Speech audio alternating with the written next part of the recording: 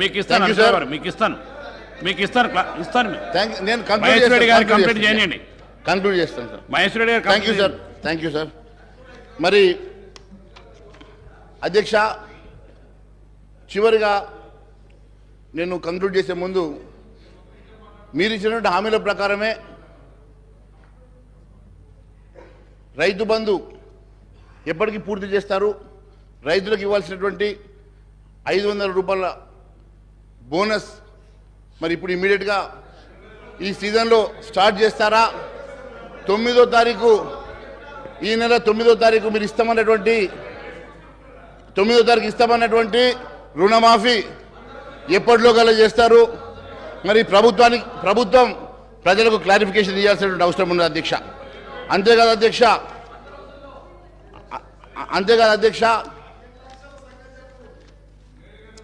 మహేశ్వర రెడ్డి గారు, మరి మీ ఒక్కొక్క ఎంపీ దగ్గర 300 కోట్లు ఉన్నాయి కదా, అవన్నీ తీసుకొచ్చి అన్ని వస్తాం మేము, ఫిగర్ పడకండి. మహేశ్వర రెడ్డి గారు, మరి అధ్యక్ష ఈ రకంగా మీరు కంక్లూడ్ చేసేయండి. యా, మీకు ఇచ్చి ఇన్నిసార్లు అదే మాదిరిగా కంక్లూడ్ చేస్తున్నాను. అదే మాదిరిగా గౌరవ ముఖ్యమంత్రి గారిని మీ ద్వారా అడుగుతా ఉన్నాను అధ్యక్ష.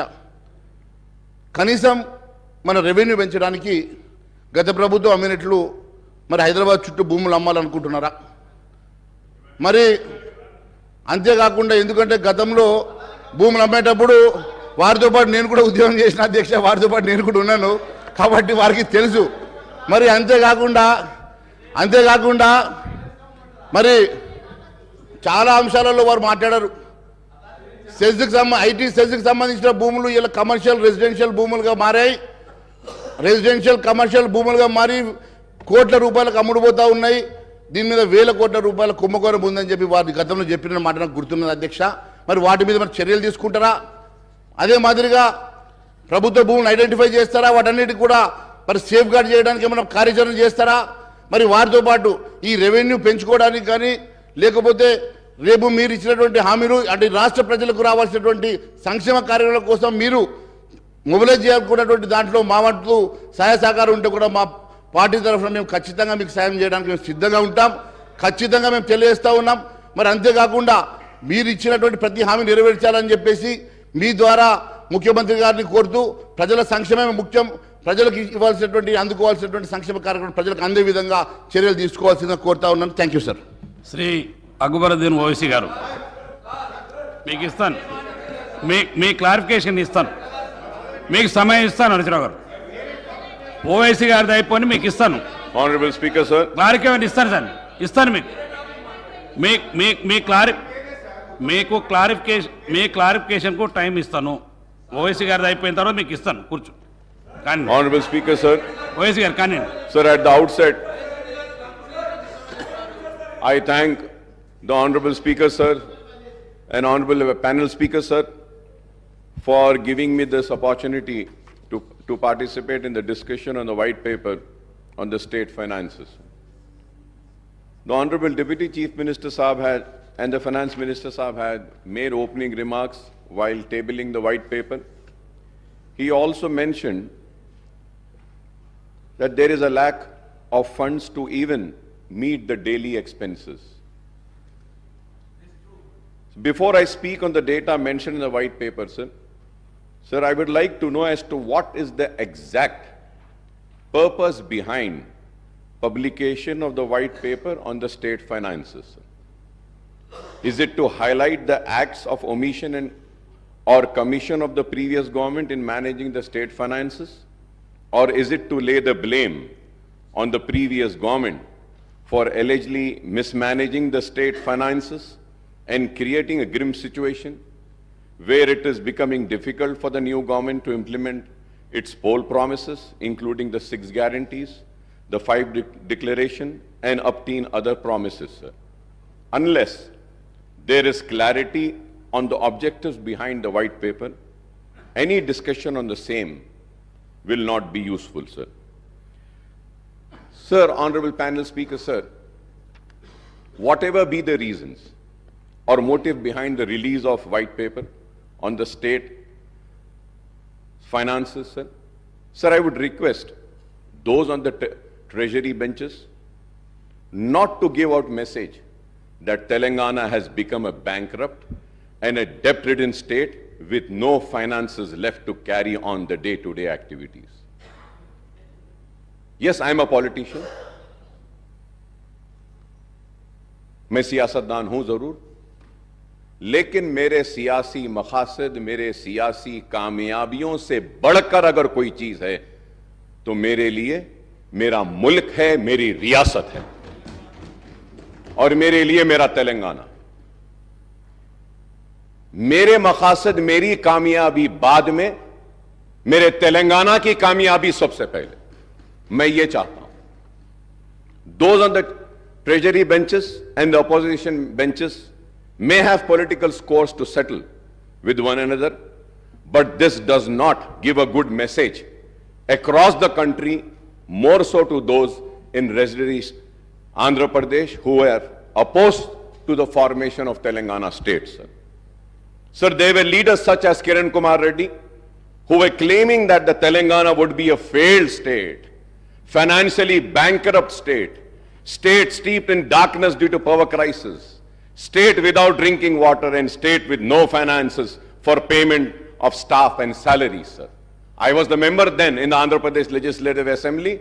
I have seen with my own eyes and I am witness to it. A PowerPoint presentation was also made. तो मैं ये चाहूंगा कि there is a very thin line. Yes, as a politician we need to support and we need to protect our political interest. But at the same time, it's not just mine. It's the responsibility of all of us sitting here to first come forward and protect the interest of the state and see that the integrity and the credibility of state is not lost. But I'm saddened, sir, today when I see all these debate. I also understand why does the white paper talk about the resources spent in Telangana region in United Andhra Pradesh, sir. Sir, we may have political differences and divergent views of state finances, but let us not give the message that Telangana is not a viable state. Telangana is a viable state, sir. Let us make it loud and clear for the investors and the people coming here that this state is viable. You are welcome. Please come. We have power. We have water. We have lands. We want you to come and establish your industries, sir. Sir, the state has borrowed money and added to its debt, but the state has made progress and development in all sectors beside providing welfare to all the sections of society, sir. Sir, I was just seeing the white paper, sir. So I'm talking about the government of India, sir. India budgets versus expenditure. But we could have mentioned about the depth of the central government also, sir. Sir, which has increased. Honorable ex-MP is also here, and Honorable CM Saab also has been a member of parliament. If I am wrong, please correct me, sir. So the debt burden of government of India, which has increased from 44,25,347.66 crores in 2013 and 14 to rupees now 1 crore 52 lakhs 53,915.16 crores. 152 lakhs crores in the current financial year for the year 23 and 24, sir. The central government debt has increased to rupees 1 crore 8 lakhs 28,568 crores in absolute term. That is an increase of 244.69% in 10 years. In 10 years, sir. Sir, going further ahead, sir, on the Telangana State Finances White Paper, sir. Sir, Honorable Panel Speaker, sir. Sir, I have a strong objection, sir.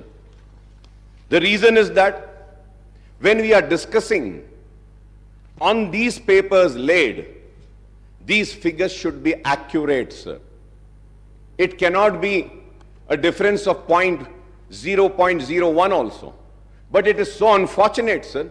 So I have gone through each and every page, sir. Sir, I would like to bring to your notice, sir, page number 4, where we say that the expenditure, we are talking about expenditure, 1,21,735. We are talking about the expenditure for the year 2016 and 17. When we go to 17 and 18, sir, we are talking about expenditure of 1,20,000. And then we are talking about for the 2018 and 19, the expenditure of 1,35,000, sir. For the year 19 and 20, the expenditure is mentioned here in this book is 1,42,000, sir. And it has been said, sources, finance account, CAG, sir. Right. Sir, I have the CAG report with me, sir. The CAG report, here they are saying 62.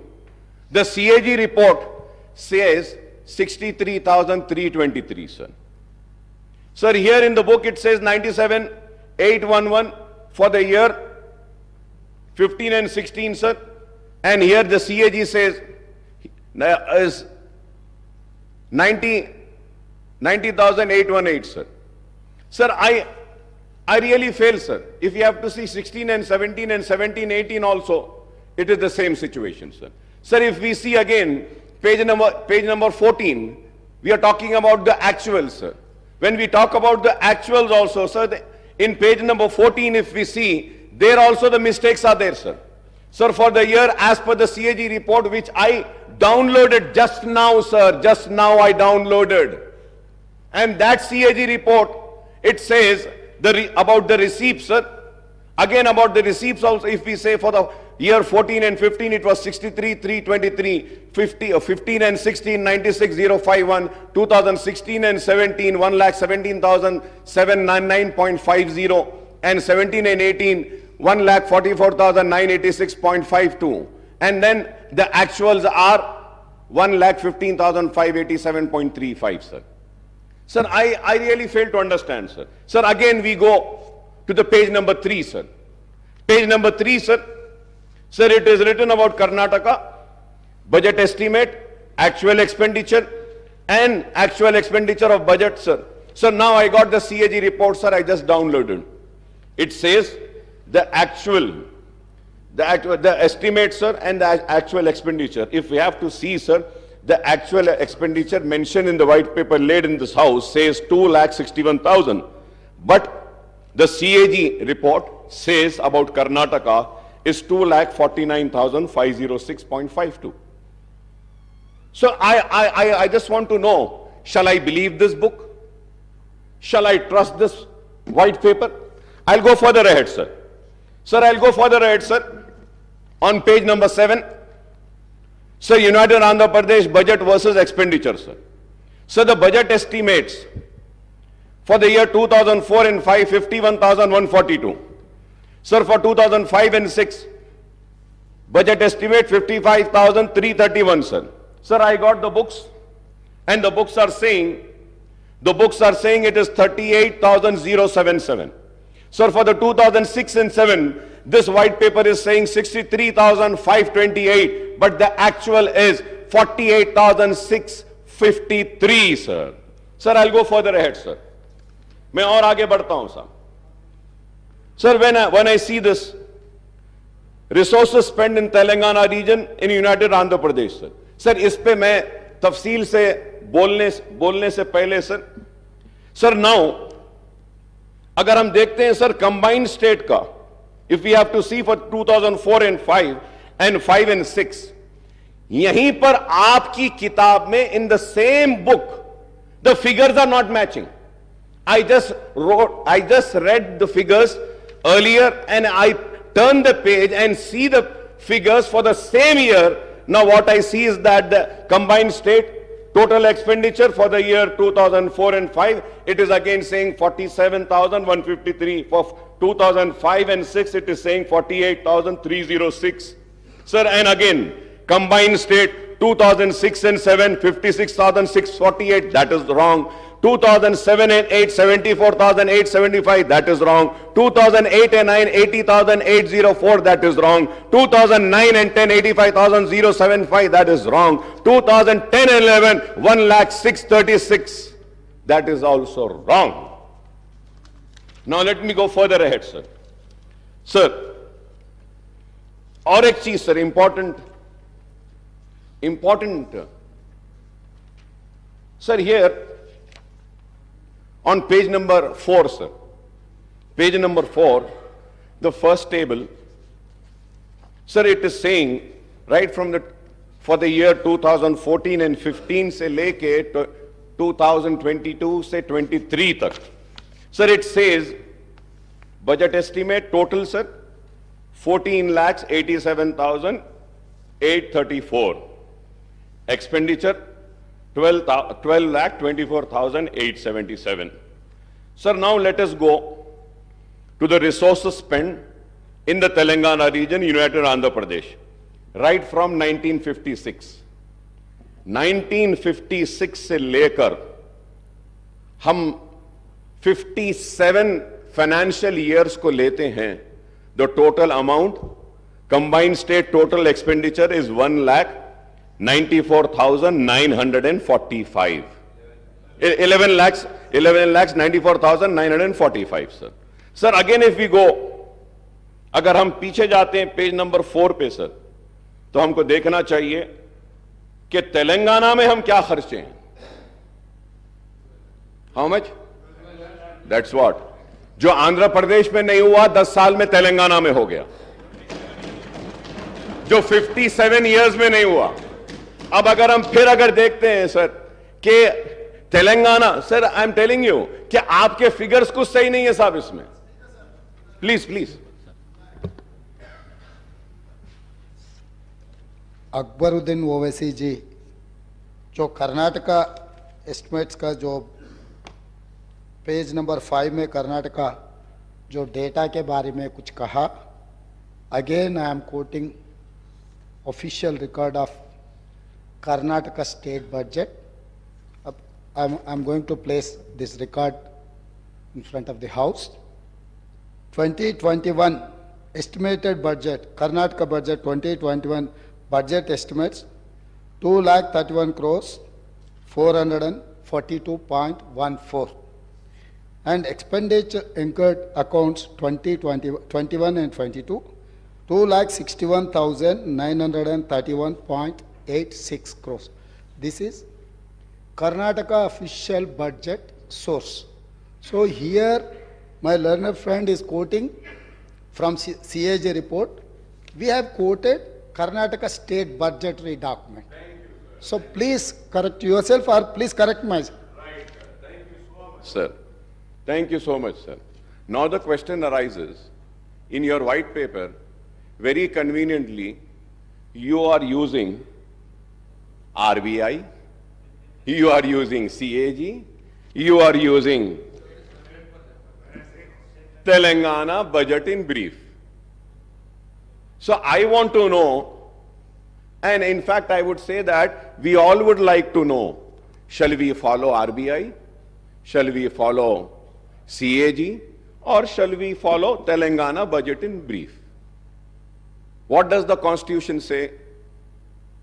What does the rule position say? The state budget we need to follow, we need to discuss on this, and CAG is the authority which audits.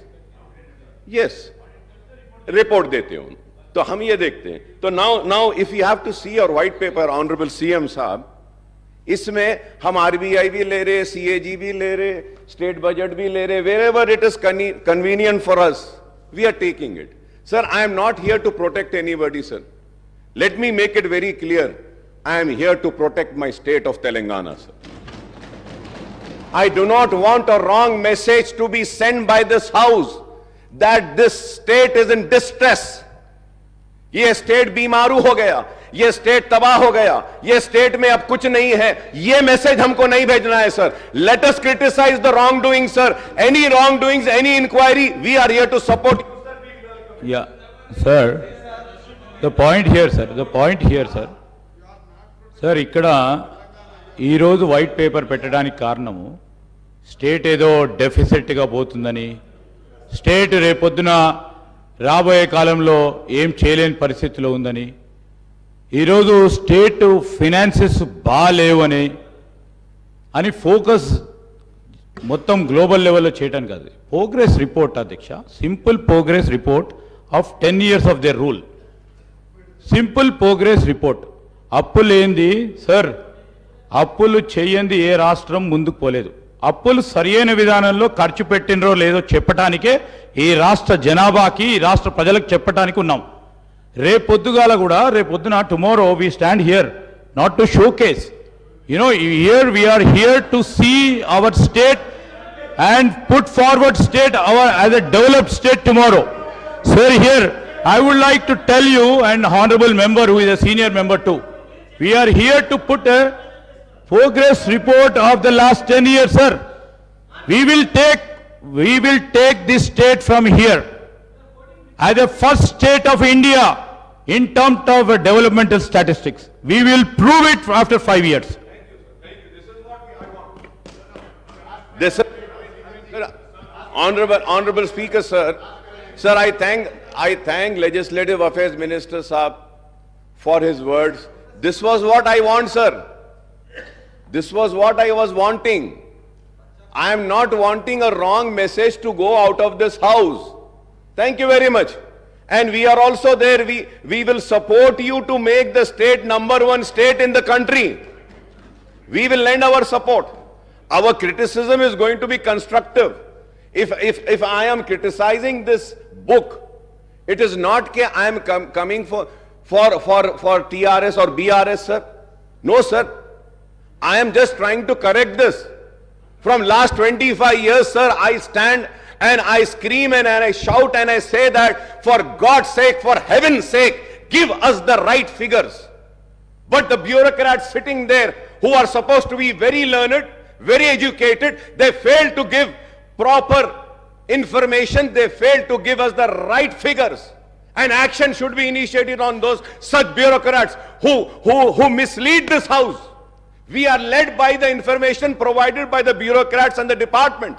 Let it be the Honorable Chief Minister, let it be the leader of the opposition, let it be any floor leaders, let it be any legislatures. We follow the book and what has been tabled in the house. So let us make sure that whatever is being tabled is accurate and right. And any time if it is found to be wrong, an action will be initiated against those officers. This is what I want, sir. This is what I want. But it is so sad, sir. When I go further ahead also, sir, again when I go on the outstanding debt trend, sir, page number 18, what is it saying, sir, from the year 2014, 15, 15, 16 se lekar 23, 24 tak, sir. Sir, this table is saying that this source is RBI. The source is RBI. My source is this. My source is this. And my source is CAG. What does the CAG say, sir? Sir, for every year, here it is saying 2014 and 14-15, 72, 658. So 14-15, sir, it is 83,845, sir. Net increase of 22,135. This is 16.06%, sir. 14 and 15, sir, here it is saying 90,000, sir, but here with the information which I have is saying 93,115, sir. So the information which I gathered is not my information, sir. Sir, I just downloaded it from CAG site, sir. Kindly go through, sir. With all responsibility, I'm saying this, sir. Sir, if we have to see 16 and 17, sir, this book says 16 and 17, this book says 81,821, sir. But as per my information, sir, the actual is 1,27,828, sir.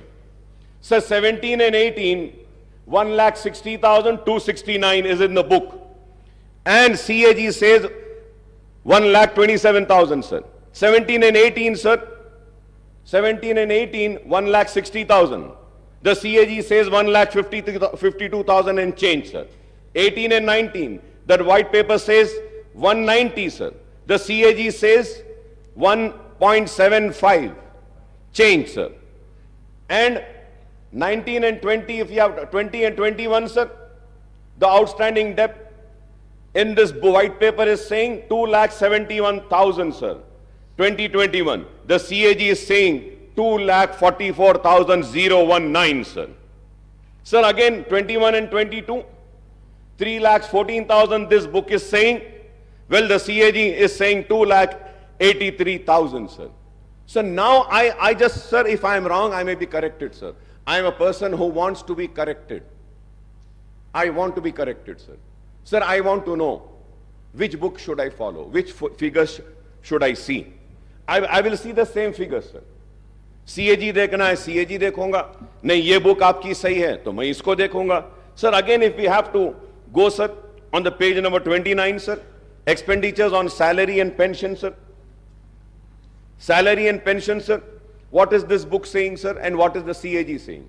The CAG, आप देखते हैं, sir, for the year 18 and 19, the total salaries and pensions are 32,378.19. And what does the white paper says? 38,210. Sir, CAG says for the year 19 and 20, total salaries and pension 34,289. The white paper says 39,147.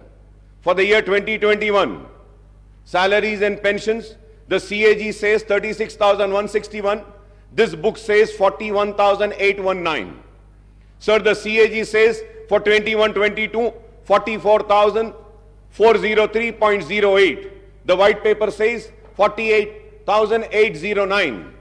Sir, 22-23, the CAG says 51,082. The white paper says 55,925. So I just want to know who's right. Please correct me, who's right. अब ये पूरे इसमें, sir, it took so much of time to go through, to study. और अब सवाल ये है, हम अगर बहस करें और हम अगर किसी की नाकामी का जिक्र करें तो कैसे करें, कौन से फिगर्स को लेके करें? So going. Sir, as far my knowledge goes, I also stand corrected. I was just talking to the secretary. Sir, here in the page number 18, if you see, sir, here we have to see what is important to note is that the debt figures stated above do not include the off-budget borrowings of the government. Off-budget borrowings include loans availed by the entities outside the government system but guaranteed by the state. The point here is, my learned friend was also a PAC committee chairman. We were both together, sir. Audit accounts, until and unless the audit paras have been cleared, it is not final, sir. So most of the audit paras wouldn't have got finalized. So that may have the reason the RBI report and the audit report is differing. So we thought of taking the clarification. I'll get back to you. Thank you, sir. No. I'm saying it. No, CAG reports, CAG audit reports will be finalized after the audit has been done.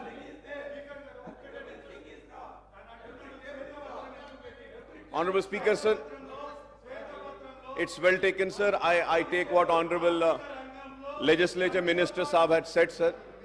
But Honorable Minister Saab, please, I don't want to go in that argument because there are many other things which needs to be discussed. Sir, I just want to mention one thing. Kindly, sir, please see page 7 in table number 3 and page 10 in table number 5. Same financial figures are different, sir. अब यहाँ भी auditing होना बाकी है क्या साहब? अब आप बोलिए, क्या यहाँ भी होना बाकी है? इसमें भी it is different. अरे आप एक पेज पे एक फिगर दे रहे हैं, उसके बाद में आप जा रहे हैं, तो you should repeat the same figure which you have mentioned earlier. कैसा है बोलो आप? Sir, what has happened in the past is the fact. And you have inherited the state finances with a change of government in the state. Now it is the responsibility of the new government to take the state forward. As also, sir, about depth also, sir. Page 18, table 8, we are telling the figures which are accounted, sir. Honorable Speaker, sir, I want to correct. Sir, on page 18, table 8, we are talking about the figures which are already accounted, not estimated. Please see the budget brief book, sir. I will send it to you, sir. So, anyway, I don't want to go into that because there are many other issues. But this shows the seriousness. This shows the seriousness, and this also shows what message we are sending out. I do not want to go into that. What is that message? People are very intelligent to understand, sir. Sir, when I spoke on the governor's address, I had requested the new government to come up with a white paper on financial implications of the poll promises, guarantees and declaration of Congress, and the time frame proposed by the new government for implementation of all promises, guarantees and declaration. I was expecting that in this white paper, though that white paper will also be there. I was searching for it, but I couldn't search. So probably next session, I expect that, sir. I understand that the guarantee, declaration and other promises are unconditional without laying down any restrictions on eligibility of the beneficiaries, sir. I am using this word once again, sir, for the record, sir. I understand that all the guarantees declared and other promises are unconditional without laying down any restrictions on eligibility of the beneficiaries, sir. Sir, I would like to point out a strange coincidence that the Congress, which conceded the demand of separate Telangana state, lost power both at the center and in state when the United Andhra Pradesh was bifurcated and new Telangana state came into existence in June 2014, sir. The BJP-led government took office at the center, then TRS, now BRS, assumed power in the state at that time. What has been the fate of the various state governments led by the parties other than the BJP and its allies across the country since 2014 is known to everyone. So the Congress government is in different states have suffered equally along with government led by the regional parties in other states in the last 10 years due to discriminatory policies pursued by the central government. The Union Finance Ministry, the Reserve Bank of India and other regulatory bodies exercised tighter control over the state finances through the tight-fisted devolution of central taxes and grant in aid to the states on the one hand and instance on strict adherence to the FRBM Act on borrowing by the states on the other, sir. The central government effectively reduced the state share and devolution of central taxes by keeping certain taxes and cesses and additional levies outside the purview of devolution, sir.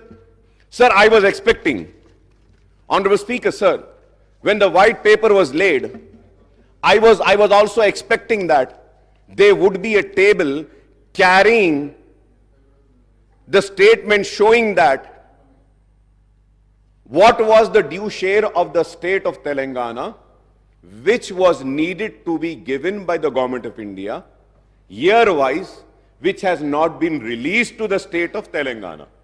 But I am again and again searching the white paper, sir, it is not mentioning, sir. But I would like to mention it, sir. Because my learned friend of BJP are also here, they can pursue the government of India and get the amount released for our state, sir, which is our due share, sir. Sir, state share and central taxes, sir, right from the year 2014 and 15 and 16, 17, the total amount in budget estimate was 1,42,843.82, sir. Central taxes, sir. The actual releases were 1,31,790.70. That is 92.26, sir. Sir, I'm talking about the central taxes, sir. So now let us check in grant in aid, sir. Sir, in grant in aid, sir, the total amount which was anticipated by the state government from the year 2014 and say later 2022-23 tak, sir, it was 2,02,951.97. I repeat, sir, 2,02,951.97. But the actual releases by the government of India is only 91,368.71, sir. तो जब हम ये देखते हैं, sir, if we have to calculate the total releases, sir, it is only 45%. The due share of Telangana, which was denied by the government of India, is 1,11,583, sir. If I am wrong, I may be corrected. 55%. So, going further ahead, sir, the Finance Commission recommendation were twisted to deny the rightful share of states in central taxes, as well as the grant in aid for the central scheme implemented in the state. The white paper of Telangana state finances table today hides more than it reveals as statistics and sources of data have been used conveniently to suit the premise that the state finances have not been managed properly, sir. You make the budget, which is an estimate on the revenue that you expect and the expenditure you would like to incur, basing on your needs and priorities. एक हमारी उम्मीद रहती, तवक्को रहती है कि इतने पैसे आएंगे. जब उतने पैसे नहीं आते हैं तो हमको कट डाउन करके जितने पैसे आए हैं वही खर्चना पड़ेगा. It is as simple as that, sir.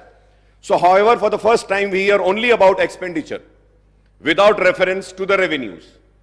So, table 1 compares only the budget estimate of expenditure and actual expenditure without any reference to budget estimate of revenues and actual receipts, sir. You should have taken into account the actual receipts, which the white paper is not. Sir, going further ahead, sir, in this sense, it is loop-sided way of looking at the budget where you talk about expenditure shortfall without any reference to the revenue shortfall, sir. Sir, the standard norm of budget making for the central government and the state government is that the estimates are 10 to 15% higher than the actual achievement of the targets. Again, I would say, if I am wrong, I may be corrected, sir. So the white paper, table 3, compares the United AP budget estimate of the expenditure versus actual expenditure. Sir, this comparison looks loop-sided because it gives the data of the 10 years period prior to AP reorganization.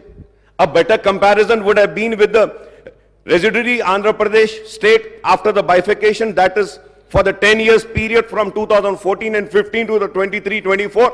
That is 5 years of TDP and 5 years of YSR rule, sir. Unnecessary, sir. The white paper compares the resources spent in Telangana region in United Andhra Pradesh right from 96 to 57 to 2013 and 14, showing the figures of Telangana share, which are simply, I would say, sir, they have no reference to the actual expenditure incurred in Telangana region. That's what I'm saying. How can you make it 41%? 1956 में क्या था population? आप कैसा देख सकते हैं? 1960 में क्या था? क्या उस वक्त की आंध्र प्रदेश की असेंबली में was any book or any finances tabled in the house? कि this much amount has been spent on Telangana, this much on Andhra, this much on Rayalaseema? No. How did we arrive to this figure, sir? The assets and liabilities of United AP were divided among the residuary AP and new Telangana state based on a 2011 population ratio of two regions, that is 58.32% of residuary AP and 41.68% of Telangana state. How can you revoke the combined AP state figures by enmarking 41.68% proportion of Telangana region? What is the population ratio of Seema Andhra and Telangana in 96 and 57 to 2010 and 11 is a question which needs to be answered. I hope that Honorable Chief Minister Saab or the Finance Minister Saab would give an answer to this, sir. So this is how the bureaucrats play with the credibility of their political bosses by passing off the cooked up figures, sir. They don't give the right figures, sir. The source is shown as budget document in the United AP for this data. Can you show one budget document of United AP where the cited data is shown in Telangana? For Telangana, it is shown. The white paper talks about the trends in actual revenue receipt, again without reference to budget estimate of the revenue receipts. Again, the white paper cites the actual outstanding debt trend without reference to estimates and making comparison with the FRBM norm. The white paper also cites the year-wise principal and interest repayment leading to increased debt servicing burden. The data is cited from the state budget document and not from the CAG, sir. Honorable Speaker, sir, not from the CAG, sir. So the white paper lists out the government guarantees, loans raised by the special purpose vehicle, corporation and serviced by the government, and the loans raised by SPVs and serviced by them, and non-guarantee loans which are raised and serviced by SPs and corporations and institutions. So the white paper also lists out the status of financial progress of ongoing works in various departments under capital expenditure, sir. So it also gives out the abstract of payment status and other pending bills of the state government. The white paper also refers the expenditure of salaries and pension of the government employees. However, the white paper does not talk about the expenditure incurred on subsidies under revenue accounts, sir. Sir, I have the list of the subsidies also, sir. I have I did some homework and I came, sir. So 2018 and 19, 19 and 20, 20, 21, 21, 22, 22, 23. Sir, यहाँ पर जब हम देखते हैं, sir, the subtotal for the year in interest payment, salary, wages, pension and subsidies, sir, the total 2018 and 19, 50,436. 19 and 20, sir, interest payment, salary, wages, pension and subsidies, sir, it is 54,311. 20 and 21, sir, it is 61,738. For the year 21-22, 73,039, and 22-23, 81,662, sir. Sir, I have all the details, sir. Sir, I would like to point out that there is what is called as a committed expenditure. If I am wrong, I may be corrected, sir. Committed expenditure of the government, which is incurred any circumstances, even when budgetary cuts or expenditure freezes are imposed. So the committed expenditure of the government on revenue account mainly consists of interest payment, expenditure on salaries and wages and pension of government employees, and subsidies, sir. Sir, these four heads of accounts are unaffected by any expenditure freeze or austerity measures resorted by the government to curtail the expenditure in wake of shortfall in revenues. So the white paper also talks about increasing reliance on ways of means advances by giving out the year-wise data utilization of these advances. Honorable Speaker, sir, I may point out here that the successive governments in United Andhra Pradesh as well as in residuary Andhra Pradesh and Telangana state after bifurcation have been resorting to ways and means advance overdraft and special drawing limits. The TDP and the Congress government in United Andhra Pradesh and the TRS and BRS government in Telangana and the TDP and YSR governments in the residuary AP have been resorting to the ways and mean advances virtually almost every day of the year except for the bank holidays, sir. But, sir, I must recall that it was K. Roshaya Saab who had avoided the ways and means advances and overdraft when he served as the state finance minister and later as the chief minister also, sir. So the white paper cites different sources for its data as per its convenience, and these includes finance accounts of CAG, RBI State Finances Report 23-24, budget documents of United Andhra Pradesh, Government of India budget monthly accounts of CGA, Reserve Bank of India, IFMIS portal of Telangana government, Director Works Account Concerned Department, State Finance Department, etc. Sir, however, the figures cited in one table of white paper do not match with another table relating to the same financial year. Example is the table 3 and the table 5. On glaring omission in the white paper is the growth in GSDP and per capita income in Telangana versus United AP and residuary AP, other Indian states and central governments also, sir.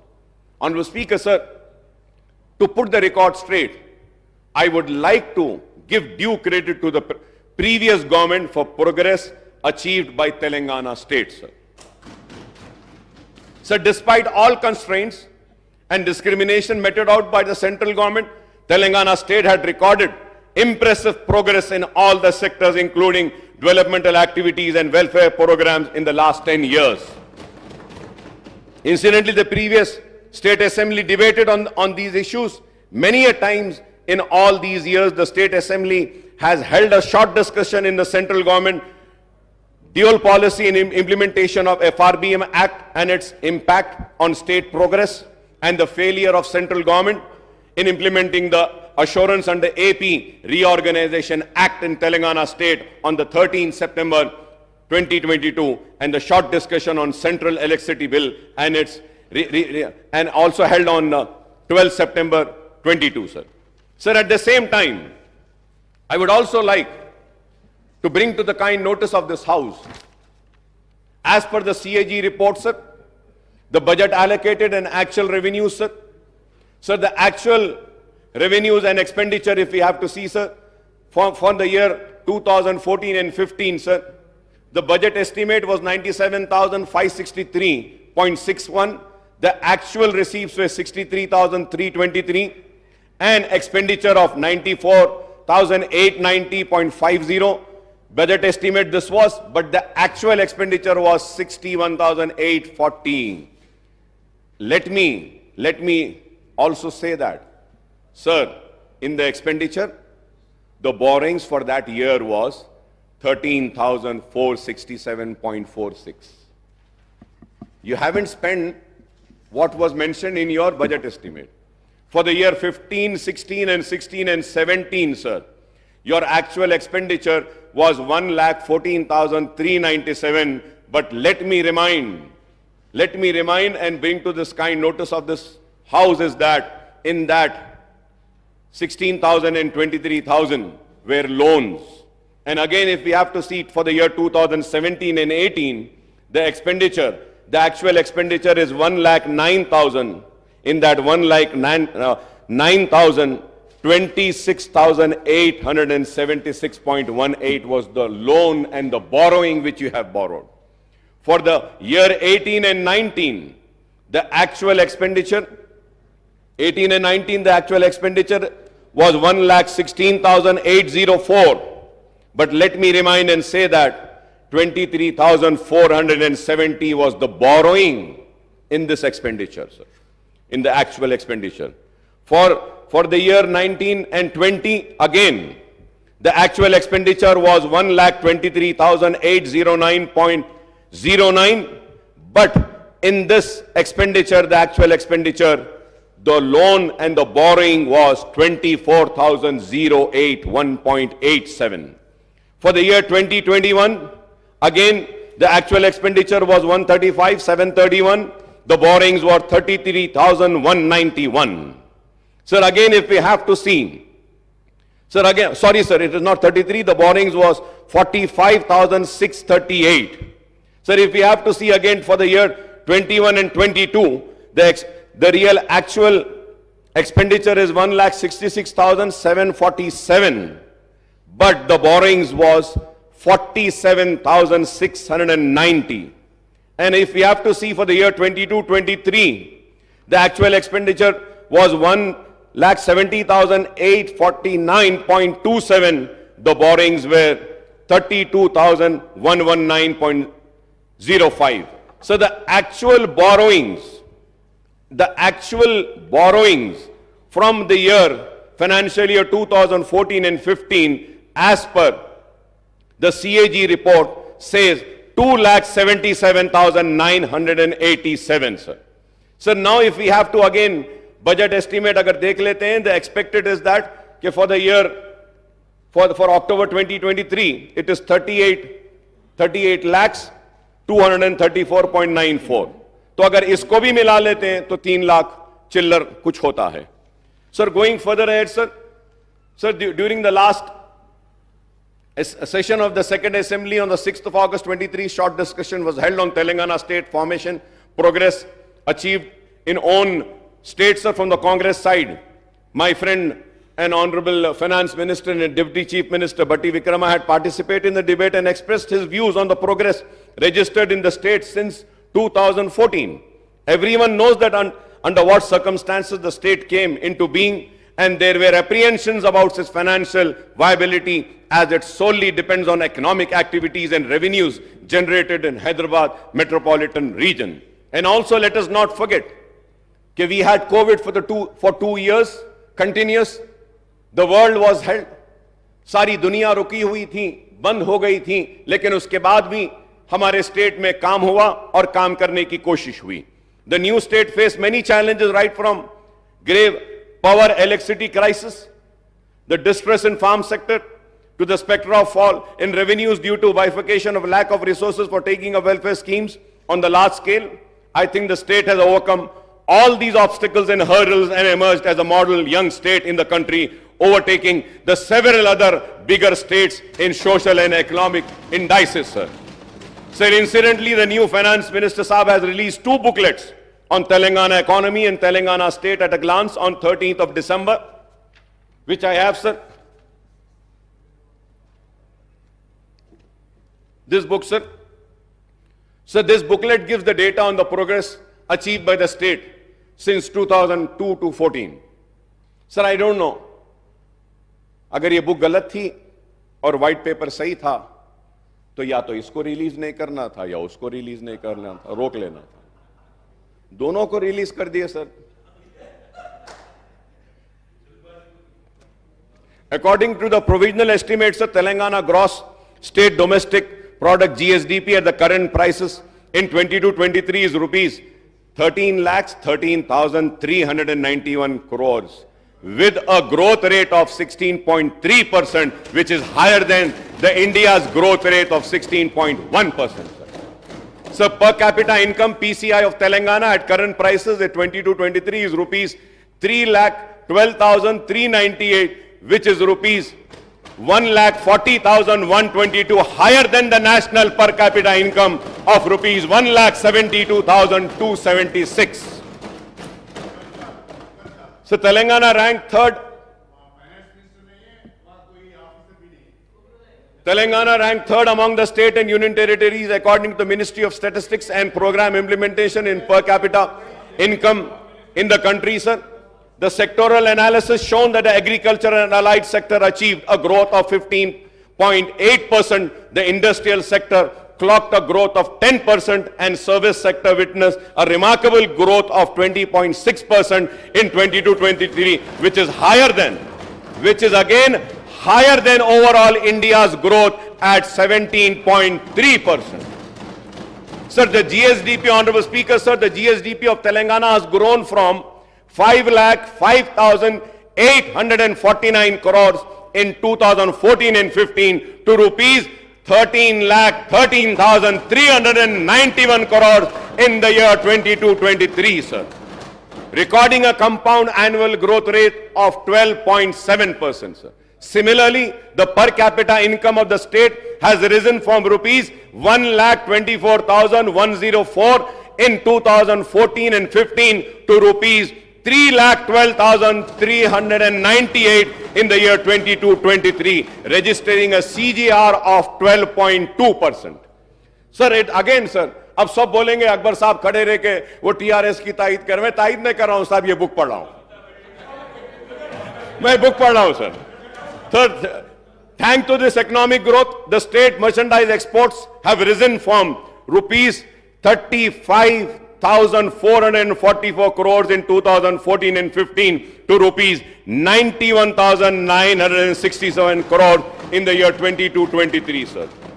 The services of information technology and IT enabled services exports have increased from 75,070 crores in 2014 and 15 to rupees 2,41,275 crores in the year 22-23, sir. So the overall export of state have jumped threefold from 1,10,515 crores in 2014 and 15 to rupees 3,33,042 crores in 22-23, sir. So the state social economic growth would not have been possible without substantial investments by way of capital expenditure of the state government in primary agriculture, secondary industry and territory services sector in the last 1 decade, sir. Sir, when I spoke on the governor's address earlier, sir, I had referred to Reserve Bank of India's report on state finances, a study of budget of 23-24, revenue dynamics and fiscal capacity of Indian states, the RBI report also speaks positively about the economic and revenue indices of Telangana state in comparison to other states in the country, sir. Telangana state initiated reforms, measures to augment the tax and non-tax revenues to meet the ever-rising expenditure of state government on development and non-development activities, including salaries and pensions of government employees, subsidies on power, RTC and other sectors, and the interest on the state debt. According to RBI report 23-24, page number 181, appendix 1, Telangana state own tax revenue SOTR accounts to rupees to 85.92% of the state's total revenue in the current financial year. 85.92, sir. Sir, as per the CAG report, the total actual receipts of Telangana government have increased from rupees 63,323.29 crores in the year 2014 and 15 to rupees 1,92,097.68 crores in 22-23. That is a net increase of 1,28,774.39 crores, a growth rate of 203.36%, sir, in 8 financial years, sir. So the actual expenditure of the state government rose from 61,860.48 crores in 2014 and 15 to rupees 1,70,849.27 crores in the year 22-23, sir. This is a net increase of 1,09,008.79 crores, a growth rate of 176.27% in 8 financial years, sir. So the actual borrowings of state have increased from rupees 13,467.46 crores in the year 2014 and 15 to rupees 32,119.05 crores in 22-23, and this figure excludes the guarantees given by the state government on the borrowing of the state-run corporation and cooperative bodies, sir. The state debt burden outstanding has consequently increased from rupees 61,710 crores inherited by Telangana from undivided Andhra Pradesh at the time of bifurcation in June 2014 to revised estimate of rupees 3,22,993 crores at the end of 2022-23 financial year, a net increase of 2,61,283 crores in a period of 8 financial years, sir. We hope and trust that the Congress government would take effective steps to implement all its guarantees, declaration and other promises in the short duration before the announcement of schedule of enforcement of model code of conduct for the Lok Sabha elections, sir. मैं उम्मीद करता हूं कि Lok Sabha election से पहले आप अपने पूरे प्रोमिसेस को फुलफिल करेंगे। आपने कहा कि 2 प्रोमिसेस करें, लेकिन सिर्फ एक प्रॉमिस में ए बी सी था, उसमें से एक करें, और दूसरी प्रॉमिस में ए एंड बी था, उसमें से एक करें, अभी बी बाकी है। मैं उम्मीद करता हूं कि आप वो सारे प्रॉमिसेस को फुलफिल करेंगे और वो प्रॉमिसेस को फुलफिल करने के लिए जो भी ताउन, जो भी सपोर्ट हमको देना है, हम जरूर आपको देंगे, क्योंकि हम चाहते हैं कि अवाम से किए गए वादे पूरे हों। हम चाहते हैं अवाम ने जिस उम्मीद के साथ वोट दिया है वो उम्मीद पूरी हो। हम चाहते हैं कि अवाम जिस तवक्को के साथ वोट दिया है वो पूरा हो। हम नहीं चाहते कि उनके ख्वाब चुकनाचूर हो। But sir, at the same time I would like to, मैं कांग्रेस की हुकूमत को आगाह करना चाहता हूं, आपकी नाकामी ऐसे ना हो कि बीजेपी की कामयाबी का सबब बन जाए। होशियार रहिए और बारीक नजर के साथ, दूरंदेशी के साथ, सब्र के साथ, इस्तिक़लाल के साथ काम करें। बीजेपी नहीं तो आगे बढ़ जाएगी, इख्तिदार पे आ जाएगी। आपने देखा है कि क्या नताइज हैं मध्य प्रदेश के, राजस्थान के और दूसरे रियासतों के। तो हमको इन नताइज से भी सबक सीखना है और बीजेपी के बढ़ते हुए कदम को रोकना है और आपकी गलती उनका फायदा ना हो जाए। उम्मीद करते हैं कि पार्लियामेंट के इलेक्शन में सेक्युलर ताकतें बीआरएस हो या कांग्रेस हो या मजलिस हो ये कामयाब होंगी और मुल्क को आज बेरोजगारी की तरफ ले जाने वाली वो ताकतें, मुल्क को नफरत की बुनियाद पर बांटने वाली ताकतें और मुल्क को कमजोर करने वाली वो ताकतों को शिकस्त होगी और सेक्युलर ताकतें कामयाब होगी। सर मैं इसके साथ ही साथ ये भी कहूंगा जरूर कि फाइनेंशियल स्टेटस में जो भी जैसा भी फाइनेंशियल स्टेटस था, लेकिन उस रियासत में व्हाइट पेपर में तो कहा गया कि कुछ भी नहीं था, बहुत ही तबाही है। लेकिन यह बात जरूर कहूंगा कि 9-9.5 बरस में पोस्ट मैट्रिक स्कॉलरशिप पर जो खर्च हुआ है वो 474 करोड़ हुआ है। बेनिफिशियरीज जो मुस्लिम थे, मुस्लिम बेनिफिशियरीज की बात कर रहा हूं, 14,27,714 था। रीएम्बर्समेंट ऑफ ट्यूशन फीस में जो एक्सपेंडिचर हुआ 9.5 साल में वो 1,748 करोड़ था। बेनिफिशियरीज थे 10,01,561। प्री मैट्रिक स्कॉलरशिप पर जो एक्सपेंडिचर हुआ उसमें 21 करोड़ हुआ। मुस्लिम बेनिफिशियरीज थे, मैं मुसलमानों की बात कर रहा हूं honourable speaker sir, 87,225 sir. CM overseas scholarship पर जो एक्सपेंडिचर हुआ 9.5 बरस में 492 करोड़ और टोटल बेनिफिशियरीज हुए 3,224 सर।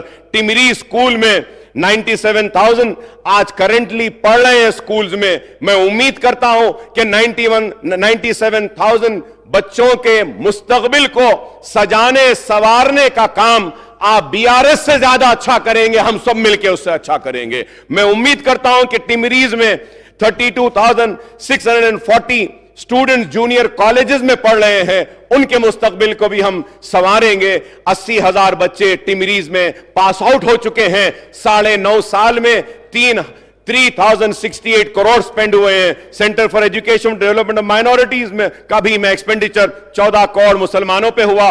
बेनिफिशियरीज 49,310 था। माइनॉरिटी स्टडी सर्कल पर 17 करोड़ हुए। बेनिफिशियरीज है 9,319 और 700 सर। तो मैं आपसे कहना चाहता हूं कि 9.5 साल में ये जितने भी मैंने कहे हैं, post matric reimbursement, pre matric, CM overseas, टिमरीज, CEDM माइनॉरिटी स्टडी सर्कल, ये इस पर 5,834 करोड़ स्पेंड हुए हैं और मुस्लिम बेनिफिटेड स्टूडेंट्स का नंबर है 27,08,693 sir. At the same time sir, I would also like to say that Shaadi Mubarak में जो मुसलमानों पर जो खर्च हुआ है अब तक 9.5 साल में 2,338 करोड़ स्पेंड हुए हैं और उसके बेनिफिशियरीज हैं 2,76,225। इमाम और मौजनों पर जो खर्च हुआ है 316 करोड़ खर्च हुआ है और 17,000 मौजनों को माहाना पैसे दिए जा रहे हैं। मैं उम्मीद करता हूं कि हुकूमत जो ऐलान करी है कि उनके मंथली रिन्यूमरेशन को बढ़ाएगी और 1 lakh financial assistant 278 crore spend हुए हैं। 33,545 को मिला है। वक्फ ग्रांट इन एड में 531 करोड़ स्पेंड हुए हैं और उसके बाद दावत इफ्तार पर भी हुआ। तो टोटल मुस्लिम बेनिफिशियरी 9.5 साल में 31,50,000 थे ये सारे चीजों से।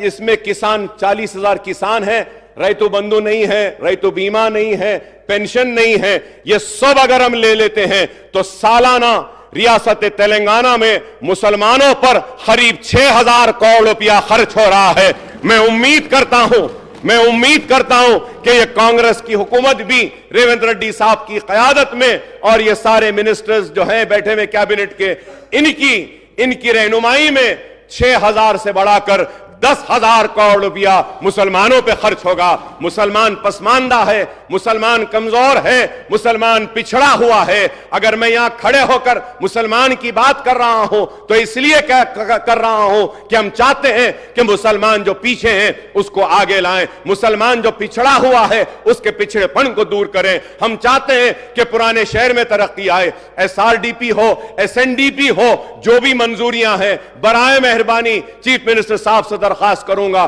कि आप वो अमाउंट को रिलीज कर दीजिए। और उस दिन आपने क्लैरिफिकेशन नहीं दिया स्पीकर साहब। मैं एक बात पुरजोर अल्फाज में कहना चाहता हूं कि असेंबली के हर सेशन में अगर किसी मेंबर ने ड्रग्स के खिलाफ आवाज उठाई है, चाहे वो ड्रग्स हो, चाहे वो वाइटनर्स हो, या कुछ भी हो, टैबलेट्स हो, तो वह एमआईएम थी और मैं था, बार बार उठाता था। मैं वेलकम करता हूं और रियासती हुकूमत ने जो फैसला लिया है, जो इक़दामात उठा रहे हैं ये ड्रग्स के ये लानत को खत्म करने के लिए, इसके लिए हम हमारा मुकम्मल ताउन आपको देंगे। हम चाहते हैं कि हमारी आने वाली नस्ल इस लानत से दूर रहे।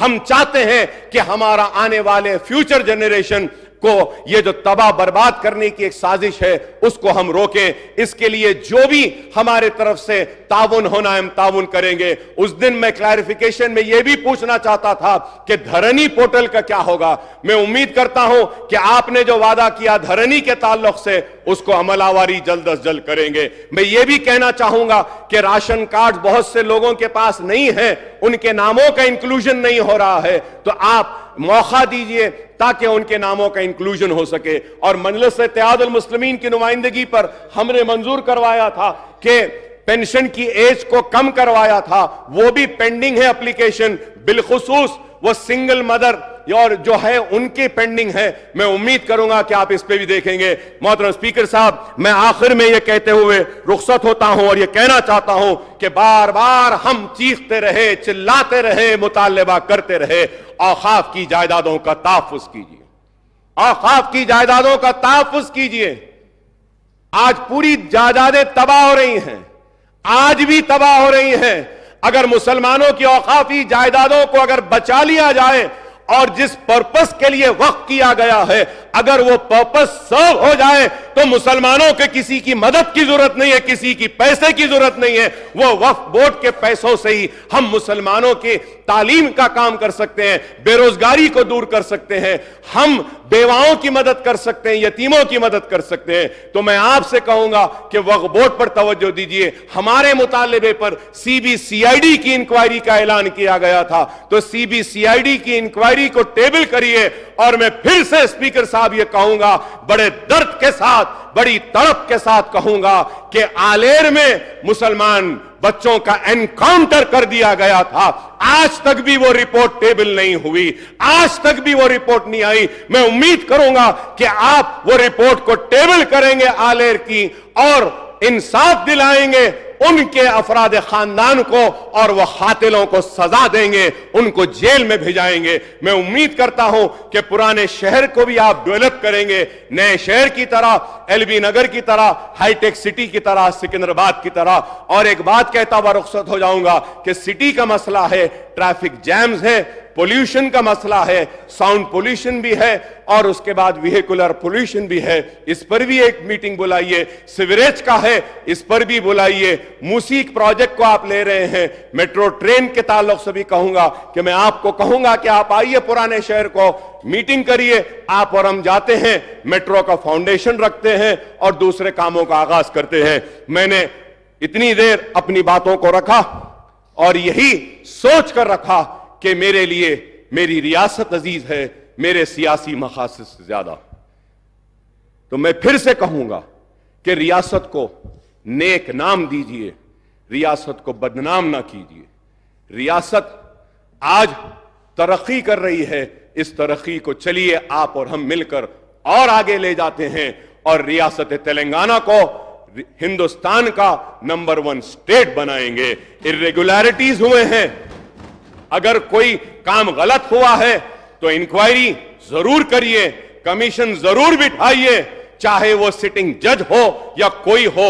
अगर किसी ने गलती की है तो सजा होनी चाहिए और सजा के लिए जो भी कानून कहता है वो कानून के जरिए कार्रवाई होनी चाहिए। मैं हमारे उत्तम कुमार रेड्डी साहब ने बताया, सिविल डिपार्टमेंट के ताल्लुक से बताया और फिर इरिगेशन के ताल्लुक से भी कहा, तो आपने इंक्वायरी बिठाने का वादा किया है। मैं मेरी पार्टी की जानिब से इसका इस्तकबाल करता हूं। बराबर इंक्वायरी करना है तो करिए, सही क्या है गलत क्या है दुनिया के सामने आ जाएगा और कोई भी किसी को भी जबरदस्ती सजा नहीं दे सकता और कोई भी किसी को एक हीरो नहीं बना सकता।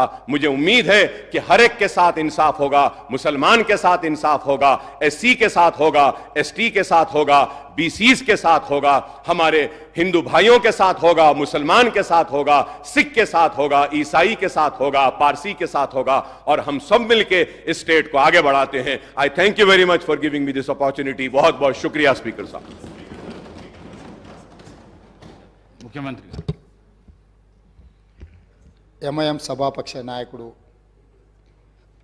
ఈ ప్రభుత్వం ప్రవేశపెట్టిన తెలంగాణ రాష్ట్ర ఆర్థిక శ్వేతపత్రానికి సంబంధించి ఆర్థిక శాఖ తయారు చేసిన నివేదిక మీద కొన్ని దగ్గరలో మీరు బడ్జెట్ నుంచి అంకెలు తీసుకున్నారు, కొన్ని దగ్గరలో సిఏజీ నుంచి అంకెలు తీసుకున్నారు, ఇంకొన్ని దగ్గర ఆర్బీఐకి సంబంధించిన సమాచారాన్ని పొందుపరిచిండ్రు.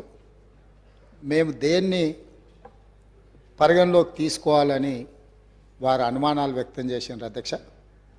అధ్యక్ష ఈ ప్రభుత్వము వాస్తవ పరిస్థితులను ప్రజల ముందలు పెట్టి తెలంగాణ రాకంటే ముందు ఉన్న పరిస్థితులను, తెలంగాణ వచ్చిన తర్వాత 10 సంవత్సరాలలో ప్రజలనుకున్న గత ప్రభుత్వం తీసుకున్న నిర్ణయాలు, ఆ నిర్ణయాల వల్ల వచ్చిన ఫలితాలు, దుష్ఫలితాలను ప్రజల ముందు పెట్టి ప్రజాస్వామిక పద్ధతిలో ఈ చట్టసభలో చర్చించి వాస్తవాలను ప్రజలకు వివరించి భవిష్యత్ కార్యాచరణను తీసుకోవాలన్న ఆలోచనతోటే సమర్థవంతమైన ప్రతిపక్షంగా మీ సలహాలు సూచనలు తీసుకొని ప్రజలకు మంచి చేయాలన్న ఉద్దేశంతో నిస్సహాయులకు సహాయాన్ని అందించడమే కాకుండా నిజమైన అర్హులకు మాత్రమే సంక్షేమాన్ని అందించి అర్హులైన వాళ్లకు అవకాశాలు కల్పించి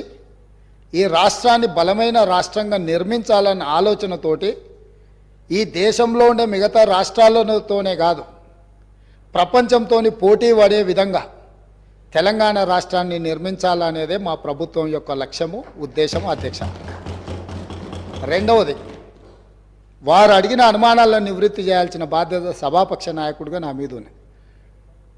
బడ్జెట్ ఎస్టిమేట్స్ కానీ యాక్చువల్ ఎక్స్పెండిచర్ని మనము చర్చించాల్సి వచ్చినప్పుడు వివిధ బడ్జెట్లను మేము కొలబద్దగా తీసుకొని అక్కడి నుంచి సమాచారాన్ని సేకరించినాం. మేము క్యాగ్ రిపోర్ట్స్ను ఎక్కడ తీసుకున్నామంటే రెవెన్యూ రిసీట్స్ అండ్ ఎక్స్పెండిచర్ని మెన్షన్ చేయాల్సి వచ్చినప్పుడు క్యాగ్ నివేదికలను తీసుకున్నాం. అదేవిధంగా అధ్యక్ష, ఎక్కడైనా అంటే ఆర్బీఐ ఫిగర్స్ను మేము ఎక్కడైతే పరిగణలోకి తీసుకున్నామో లోన్స్ అండ్ అడ్వాన్సెస్, ఎందుకంటే ఎందులో అయినా లోన్లు తీసుకున్నా అడ్వాన్సులు తీసుకున్నా ఏది తీసుకున్నా కులబద్ద రిజర్వ్ బ్యాంక్ కాబట్టి ఆ సమాచారాన్ని రిజర్వ్ బ్యాంకు పొందుపరిచిన నివేదికల నుంచి తీసుకున్నాం. అదేవిధంగా శాలరీస్ అండ్ పెన్షన్స్ ఆ టేబుల్స్ను వాడినప్పుడు మేము రెగ్యులర్ అంటే క్యాగ్ నుంచి ఏదైతే నివేదిక తీసుకున్నామో రెగ్యులర్ ఎంప్లాయీస్కు సంబంధించిన వాటిని మాత్రమే క్యాగ్ నుంచి తీసుకున్నాం.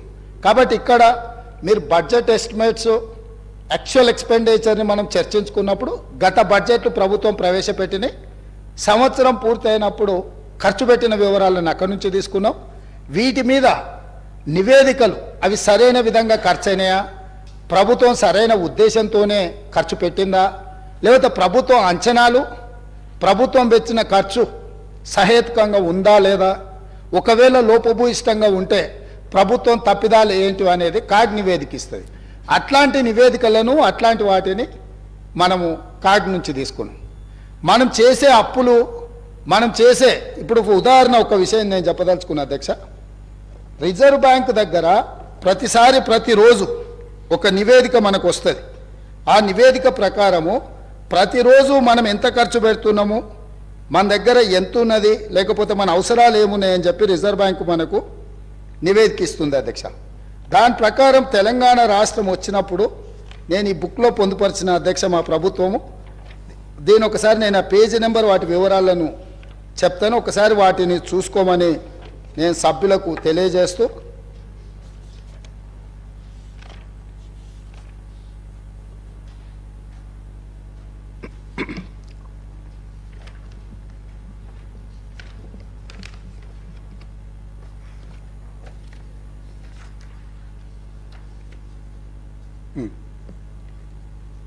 ప్రభుత్వం యొక్క ఆదాయము అవసరాలకు సంబంధించి రిజర్వ్ బ్యాంకు ప్రతిరోజు ప్రభుత్వానికి సమాచారం ఇస్తుంది, finance secretary through finance minister and state government.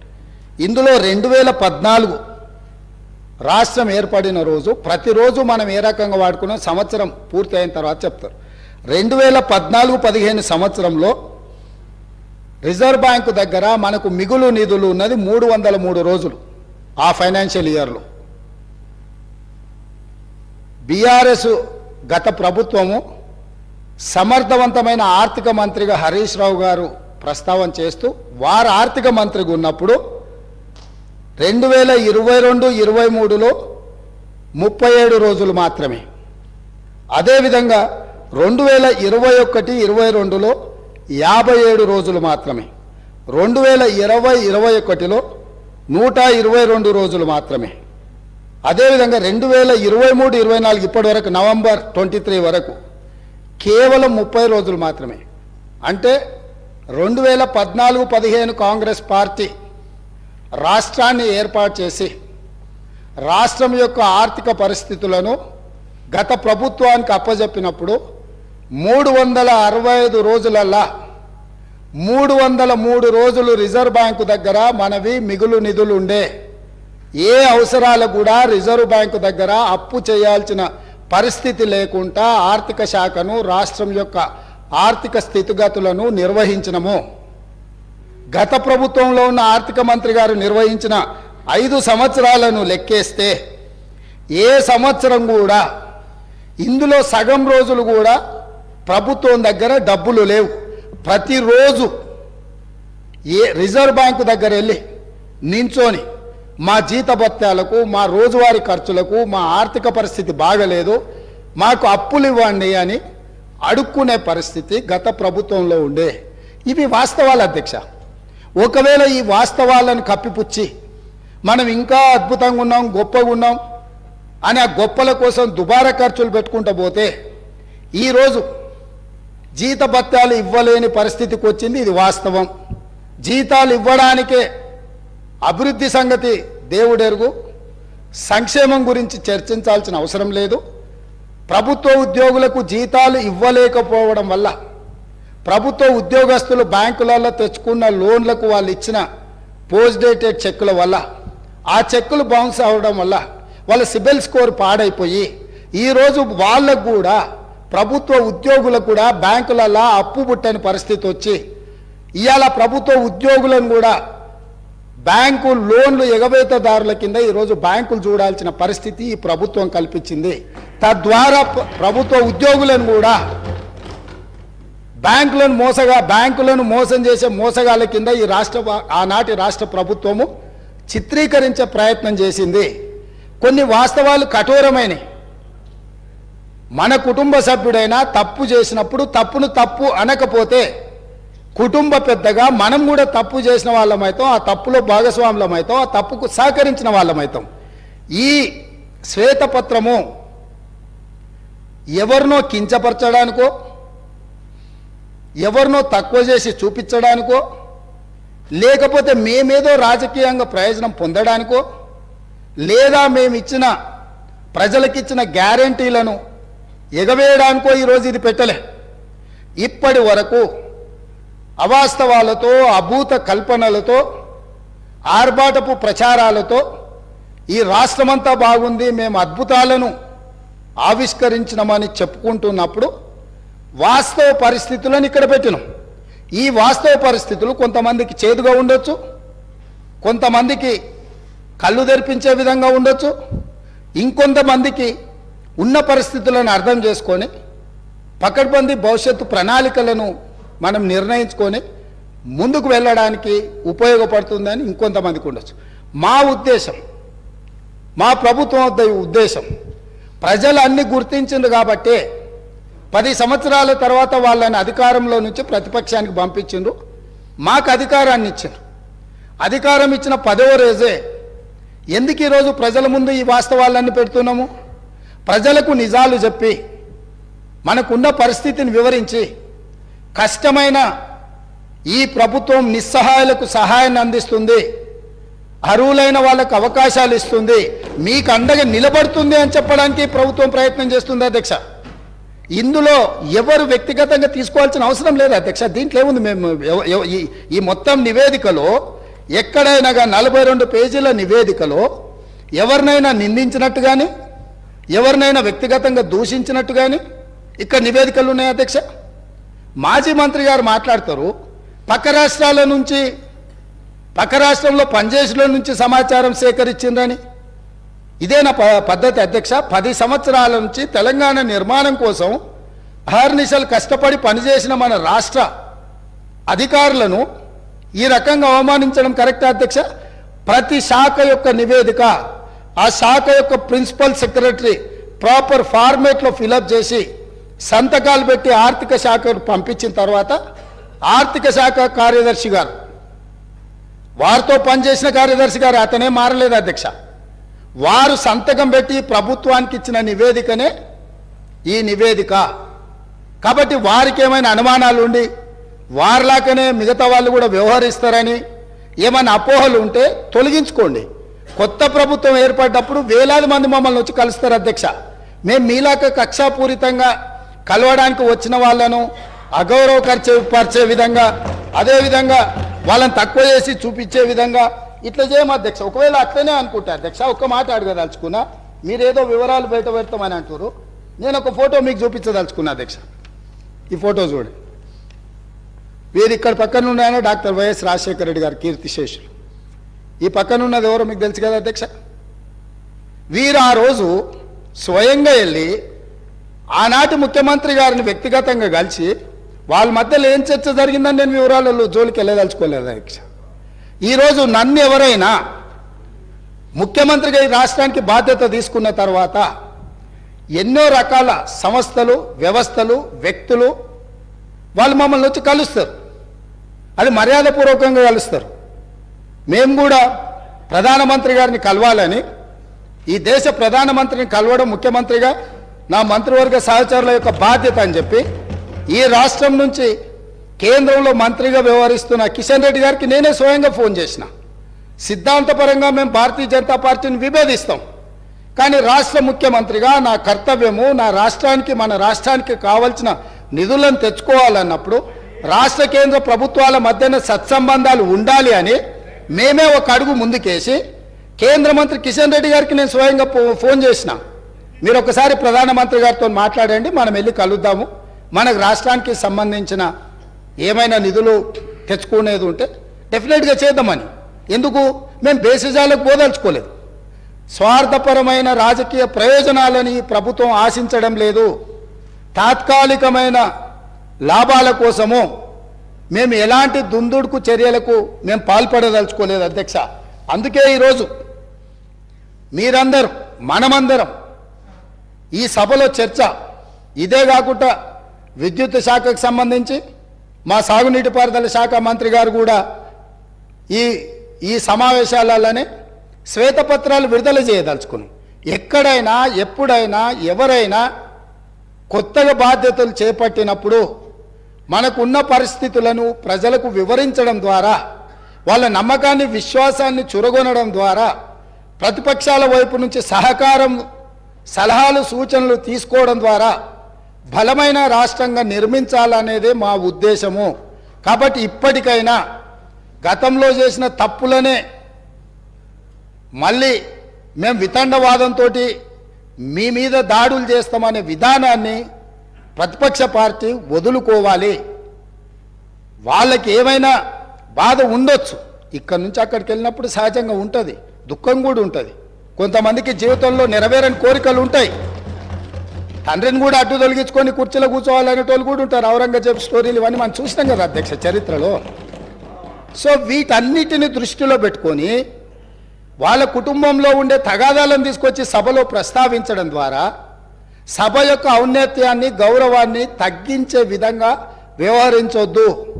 ఈ ప్రభుత్వం జిమ్మెదారితో ఇక్కడ ఉన్నది. ఈ ప్రభుత్వం జిమ్మెదారితో ఇచ్చిన మాటను నిలబెట్టుకుంటుంది. ఈ ప్రభుత్వం సహేతుకమైన సలహాలు సూచనలు ప్రతిపక్షాలు ఇచ్చినప్పుడు తప్పకుండా స్వీకరిస్తుంది. మిత్రుడు అక్బరుద్దీన్ ఓవైసీ గారు ఏవైతే అంశాలను లేవనెత్తిండో చాలా విషయాలు వాళ్ళు లేవనెత్తిండ్రు, మా అధికారులు నోట్ చేసుకున్నారు.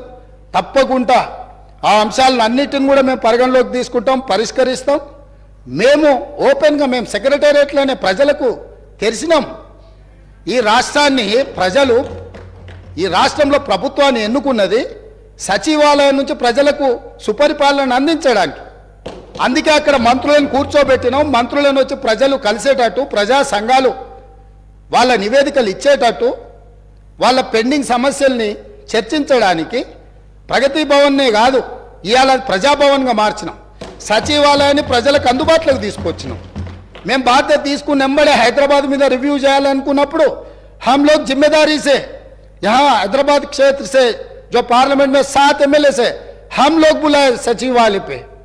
हमारा पॉलिटिकल डिफरेंसेस में भी देर, मगर जब हम तरक्की करना है आगे हैदराबाद शहर को हिंदुस्तान में सबसे बड़ा अच्छा शहर बनाने के लिए हमारे दोस्तों से हम गुजारिश किए, भाई आप साथ आ जाओ, जो चाहिए जो पेंडिंग है, जो हैदराबाद तरक्की के लिए हम जिम्मेदारी से जो करना है हम जिम्मेदारी उठाएंगे, आपके साथ लेंगे. हम सरकार चलाने के लिए आज जिम्मेदारी से यहां से मैं हमारे एमआईएम पार्टी को चुनाव में जो है आपका मर्जी आपकी है, हमारा मर्जी हमारी है, जो पार्टी हमारा चुनाव लड़ना है हमारे तरीका से लड़ेंगे. मैं जो हैदराबाद शहर है देश का निशान है, वो हैदराबाद शहर का नाम पूरा दुनिया में रोशनी करने के लिए हम लोग कोशिश करेंगे. वहां पर आपके मदद जरूर लेंगे, कोई शक नहीं है. ड्रग्स के बारे में आप सामने आके 2 कदम आके हमारे मदद दी, हम धन्यवाद कर रहे हैं, क्योंकि ड्रग्स को इराडिकेट करना है हमारा जिम्मेदारी है. हमारे बच्चे है, हमारे परिवार है. जो पंजाब को देखने के बाद भी हम नहीं सुधरे तो दुनिया कोई भी अपने को माफ नहीं करने वाले. इसीलिए यहां से मैं जिम्मेदारी से यकीन से मैं वादा कर रहा हूं, ये सरकार को अच्छा चलाने के लिए ये पूरा तेलंगाना में जितना जनता है उनके भला के लिए, उनके वेलफेयर एंड डेवलपमेंट के लिए, खासकर माइनॉरिटी, वो may be Christian minority, Muslim minority, Sikh minority और any other minority. Minority majority में कोई अंतर नहीं है. माइनॉरिटी के जो फंडामेंटल राइट्स हम बचाए, हम सेक्युलर फैब्रिक है. ये सेक्युलर फैब्रिक बचाने के लिए ये देश में कुर्बानी की है महात्मा गांधी जी ने, इस देश में कुर्बानी की है शहीद हुए इंदिरा गांधी जी ने, इस देश में शहीद हुए राजीव गांधी जी ने, इस देश में सोनिया गांधी जी और राहुल गांधी जी ने पदवी त्याग किए. कभी प्रधानमंत्री राष्ट्रपति मौका मिले तो भी दूसरों को जो जिम्मेदारी लोगों को वो कुर्सी पे बिठाए. इसीलिए यकीन से मल्लिकार्जुन खड़गे जी के नेतृत्व में दलित, आदिवासी, गिरिजन, ओबीसी, माइनॉरिटी महिलाओं के भला के लिए कांग्रेस पार्टी आगे सरकार चलाएंगे. आप लोग कभी भी 24 घंटा कभी भी आपको कुछ सरकार को सुझाव देना है तो हम लोग वेलकम कर रहे हैं. धन्यवाद अध्यक्ष.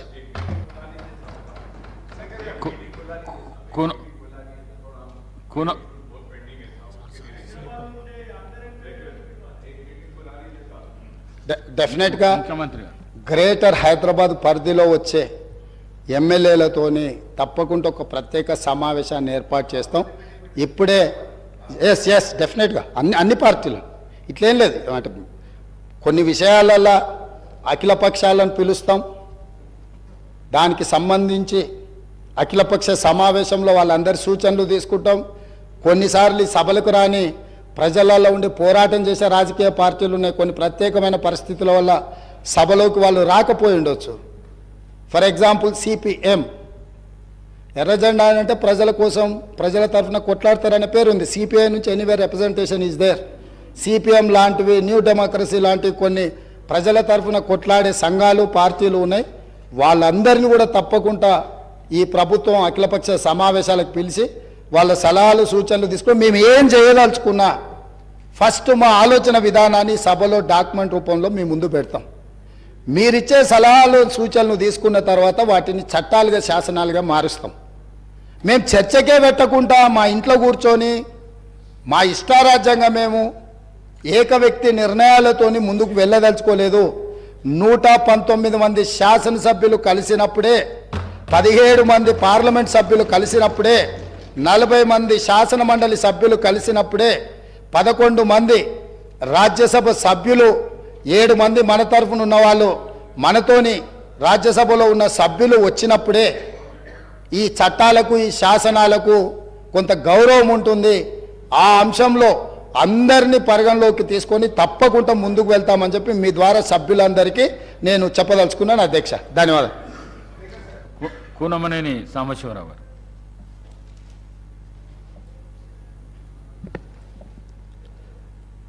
అధ్యక్ష ధన్యవాదాలు. రాష్ట్రంలో అంటే ఉమ్మడి రాష్ట్రం 1956 నుంచి 2014 వరకు దాదాపు 57 సంవత్సరాలు మొత్తం ఉమ్మడి రాష్ట్రంలో అప్పు, తర్వాత విడిపోయిన తర్వాత 72,658 కోట్లు. ఈ 10 ఏళ్ల కాలంలో 6 లక్షల, ఈ ఫిగరు అక్బర్ గారు చెప్పినట్లుగా ఒక పేజీలో ఒక రకంగా ఉంది, 13వ పేజీలో ఒక 612 కోట్ల 343 కోట్లని 6,12,343 కోట్లు ఉంది. చివరి పేజీలో 6,71,757 కోట్లుగా ఉంది. సరే, ఏదేమైనా ఆ అప్పు 72,658 కోట్ల నుంచి ఈ 10 ఏళ్ల కాలంలో దాదాపు 6 లక్షల కోట్లకు పెరిగింది. ఈ అంశానికి సంబంధించి వైట్ పేపర్ రిలీజ్ చేయడానికి సంబంధించి అక్బర్ గారు ఇంకొంతమంది సరే వారి వారి అభిప్రాయాలు చెప్పారు. నా అభిప్రాయం ఏంటంటే, ముందుగా చాలా ఎనామలీస్ జరిగాయి. లెక్కలకు సంబంధించి ఒక్కో పేజీలో అది ఆర్బీఐయా లేకపోతే సిఏజీనా లేకుంటే ఇతర ఏజెన్సీ నుంచా, దేని నుంచి తీసుకున్నా సరే సెల్ఫ్ కాంట్రడిక్టరీగా కొన్ని లెక్కలు తేడాలు ఉన్నాయి. భవిష్యత్తులో ఇటువంటి ఇంపార్టెంట్ వైట్ పేపర్ని ఈ ఆగస్టు సభ ముందు పెట్టేటప్పుడు మరిన్ని జాగ్రత్తలు తీసుకోవాల్సిన అవసరం ఉంది. అధికారులు కూడా సరే మనం ఎంత దాన్ని సెల్ఫ్ సపోర్టివ్గా చెప్పుకున్నప్పుడు కూడా ఇటువంటి తప్పులు చేయటం వల్ల దాని ఇంపార్టెన్స్, ఈ శ్వేతపత్రం ప్రవేశపెట్టిన దాని వెనుకున్నటువంటి గొప్ప ప్రాముఖ్యతను కోల్పోయే ప్రమాదం ఉంటుంది. అందువల్ల దయచేసి భవిష్యత్తులో ఆ జాగ్రత్తలు తీసుకోవాలని కోరుతా ఉన్నాను. రెండో అభిప్రాయం ఏంటంటే, ఇక్కడ ఈ శ్వేతపత్రం ప్రవేశపెట్టడం వలన మన రాష్ట్ర గౌరవం దెబ్బతింటుందని, రాష్ట్రంలో ఉన్నటువంటి లోపాలు లేకపోతే ఆర్థిక బలహీనతలు బయటకు వస్తాయని, తద్వారా దేశంలో ఇతర రాష్ట్రాల ముందు పలచనవుతామని, లేకుంటే రిజర్వ్ బ్యాంక్ దగ్గర నుంచో లేకపోతే ఇంకా ఇతర వచ్చే రుణాలు తగ్గిపోతాయని, లేకపోతే మన పెద్ద పెద్ద ఇండస్ట్రియలిస్ట్స్ వాడు రాలేరేమోనని ఇటువంటి అనేక అభిప్రాయాల నుండి అపోహల నుండి వ్యక్తం చేశారు. నాకు తెలిసి అది ఎవరైనా సరే శ్వేతపత్రం అనేది ఈ ప్రభుత్వమే కాదు, అనేక సాంప్రదాయాలు ఉన్నాయి. మన రాష్ట్రంలో ఏం జరుగుతుందనేది స్పష్టంగా తెలంగాణ ప్రజలందరికీ కూడా తెలవటం మంచిది. ఎవరిది గత ప్రభుత్వం తప్పు లేదనుకోండి, వాళ్ళు కూడా సపోర్టివ్గా ఇది మా తప్పు లేదని రుజువు చేసుకోవచ్చు. ఒకవేళ తప్పు ఉన్నా సరే నిర్వహణలో లోపాలు జరిగినాయి అనుకోండి, నిర్వహణలో లోపాలు భవిష్యత్తులో జరగకుండా చేసుకోవచ్చు. అందువలన అది శ్వేతపత్రం ప్రవేశపెట్టడంలో పొరపాటు అనే అభిప్రాయాన్ని నేను అంగీకరించట్లేదు. ఆ విధంగా చూస్తే మరలా రేపు బడ్జెట్ పెడతాం, బడ్జెట్ ప్రవేశపెట్టినప్పుడు ఈ లెక్కలను చూపెట్టాల్సిందే కదా, మొత్తం చేసిన అప్పులెంతో చూపెట్టాలి కదా. అప్పులతో పాటు మనం గ్యారంటీ ఉన్నటువంటి అప్పులు చూపెట్టాలి కదా, అప్పుడు దాయలేం కదా. ఈ కార్పొరేట్ ఇప్పుడున్నటువంటి కంప్యూటరైజ్డ్ ఏజ్లో ఇంకేదో దాస్తాము ఎవరికో తెలియకుండా అనేది అటువంటి ఆలోచనలు ఉండవలసిన అవసరం లేదనేది నా అభిప్రాయం. ఇక ముఖ్యంగా శ్వేతపత్రానికి సంబంధించి లెక్కలు డొక్కలు వీటన్నీ చాలా విన్నాం. దానిలో అసలు ఇష్యూ డైవర్ట్ అయిందనేది నా అభిప్రాయం. ఈ లెక్కలు కరెక్ట్ ఉన్నాయా, ఏ లెక్కలు కరెక్ట్ ఉన్నాయా, అది రాంగా ఈ రాంగా, ఆ పేజీలే ఉంది ఈ పేజీలే ఉంది, ఇవన్నీ జరిగినాయి. దీనివలన it lost its importance, it lost its human touch. ఇది మనం అర్థం చేసుకోవాల్సింది. అసలు అప్పులు చేయటం తప్పనేది కాదు. సరే, ఎంత పరిమాణంలో చేశారు? కేంద్రంలో దాదాపు చాలా 100 లక్షల కోట్లు ఈ బీజేపీ పాలనలో చేయటం జరిగింది. అంతకుముందు 50 లక్షల కోట్లు అంత ఉండేది అప్పుడు. అంటే అది వాళ్ళు చేశారు కదా, మనం చేయకూడదు. ఎవరు చేసినా తప్పని నేను ఆర్జోలకి వెళ్ళట్లేదు. చేసిన అప్పులు దేనికి ఖర్చు పెట్టారు, చేసినటువంటి అప్పులు ఏ ప్రయోజనాలని సాధించడానికి ఉపయోగించారు. అది ఏ ప్రభుత్వమైనా మనది చట్టం ఒకటి, మన భారతదేశ వ్యవస్థ, మన రాష్ట్రాల్లో ఉన్నటువంటి పరిపాలన వ్యవస్థ ఎలా అయిందంటే ఒక మోసపోసిన పద్ధతుల్లో. ఇప్పుడు బీఆర్ఎస్ చేసిందే కాదు, రేపు కాంగ్రెస్ కూడా అదే పద్ధతిలో ఇదే అప్పులు చేస్తుంది, మళ్ళీ ఈ పద్ధతుల్లోనే ఖర్చు చేస్తుంది. కాకపోతే మేము ట్రాన్స్పరెంట్గా ఉండామని వాళ్ళు చెప్పుకోవచ్చాము, వాళ్ళు తప్పులు చేశారని చెప్పవచ్చు. కానీ నా పాయింట్ ఆఫ్ వ్యూ ఏంటంటే ఈ system it self is a wrong. So always any budget, any expenditure must be human-centric. Human touch must be involved in any expenditure. ఇవాళ మనం తీసుకుంటే చాలా ఖర్చు పెట్టాం, చాలా ప్రాజెక్టులు కట్టాం. కానీ ఈ రాష్ట్రంలో దేశ లెక్కలు వేరే ఉన్నాయి. దానిలో భాగంగా తీస్తే మన హ్యూమన్ ఇండెక్స్ ఎక్కడున్నాం అంటే ఆకలి సూచికలో ఎక్కడున్నాం. దేశంగా చూస్తే 101వ స్థానంలో ఉన్నాం. Part of our country we to maybe stood at that level. ఉద్యోగాలు చూస్తే ఎన్ని ఉన్నాయి, తిండి లేని వాళ్ళు ఎంతమంది ఉన్నారు, పౌష్టికాహారం లేని వాళ్ళు ఎంతమంది ఉన్నారు, అదేవిధంగా చాలని జీతాలతో బతుకుతున్న వాళ్ళు ఎంతమంది ఉన్నారు, ఇవన్నీ చూడాలి కదా సార్. ఇవేమీ లేకుండా ఆ ఇరిగేషన్ ప్రాజెక్ట్ కట్టాం, లేకపోతే చార్మినార్ నిర్మించాం, తాజ్మహల్ నిర్మించాం, ఇంకేదో కట్టాం. తాజ్మహల్ నిర్మిస్తే తాజ్మహల్ కోసం రాళ్ళెత్తిన కూలీలు ఎవరని శ్రీశ్రీ అడిగాడు. అంటే అసలు కింద జనం మనం ఏది చేసినా అది జనాలకు అందుతుందా లేదా, జనాల బతుకుల్లో బాగు జరిగిందా లేదా, ఆకలి బాధలతో అర్ధాకలితో కూలినాలి చేస్తున్నటువంటి వాళ్ళు సంపద సృష్టిస్తుంటే ఆ సంపదను అప్పుల పేరుతో మనం వాడుకుంటున్నాం. ఆ అప్పులు తిరిగి వెళ్తున్నాయా కిందకి? ఒకసారి మనం ఏ ప్రభుత్వం అయినా సరే, నేను ఆ ప్రభుత్వం ఈ ప్రభుత్వాన్ని కాదు, మనం చూసే ఆలోచన విధానం మారాలనేది నా అభిప్రాయం. ఆ విధంగా ఆలోచన చేయకపోతే ఇంకా నువ్వు ఎన్నేళ్ళు ఇటువంటి అప్పులు చేస్తున్నా సరే పైకి సూపర్ఫిషియల్గా అభివృద్ధి కనపడతా ఉంటుంది. కానీ కిందికి వెళితే మరలా ఎక్కడ వేసిన గొంగళి అక్కడే ఉంటుంది. మనం ఒకసారి చూసుకుంటే ఆకలి చూసి చూడండి, అదేవిధంగా మానవ జీవన విధానం చూడండి, లేకపోతే జీవన పరిణామాలు చూడండి, ఎక్కడ చూడండి మన పరిస్థితులు ఇలాగే ఉంటున్నాయి. ఇవాళ మీరు చూసుకుంటే రాష్ట్రంలో ఎంతమంది అంటే అవుట్సోర్సింగ్, అలాగే కాంట్రాక్ట్ కార్మికులకు సంబంధించి అప్పుడు కేసీఆర్ గారు ఓ మాట చెప్పారు. మరి అది మేనిఫెస్టోలు పెట్టారు లేదా, మళ్ళీ నేను దాని జోలికి వెళ్ళను, మళ్ళీ అది కాంట్రవర్సీ అయింది. నేను దాని జోలికి వెళ్ళను. కానీ ఈ repeatedly said that when we achieve our Telangana there won't be any outsourcing system and there won't be any contracts workers system. So ఈ repeatedly as per my knowledge is concern. కానీ ఇవాళ ఆ అవుట్సోర్సింగ్ అదేవిధంగా కాంట్రాక్ట్ వర్కర్ సిస్టమ్ వలన శ్రమను దోపిడీ చేస్తున్నారు. It is situated not only in Telangana, it is present elsewhere in India. The system it self became a wrong. దాన్ని ఎట్లా ఎంతకాలం శ్రమ వాళ్ళది, సంపద ఇంకొకటిది, కష్టం ఒకటిది, ఫలితం ఒకటిది.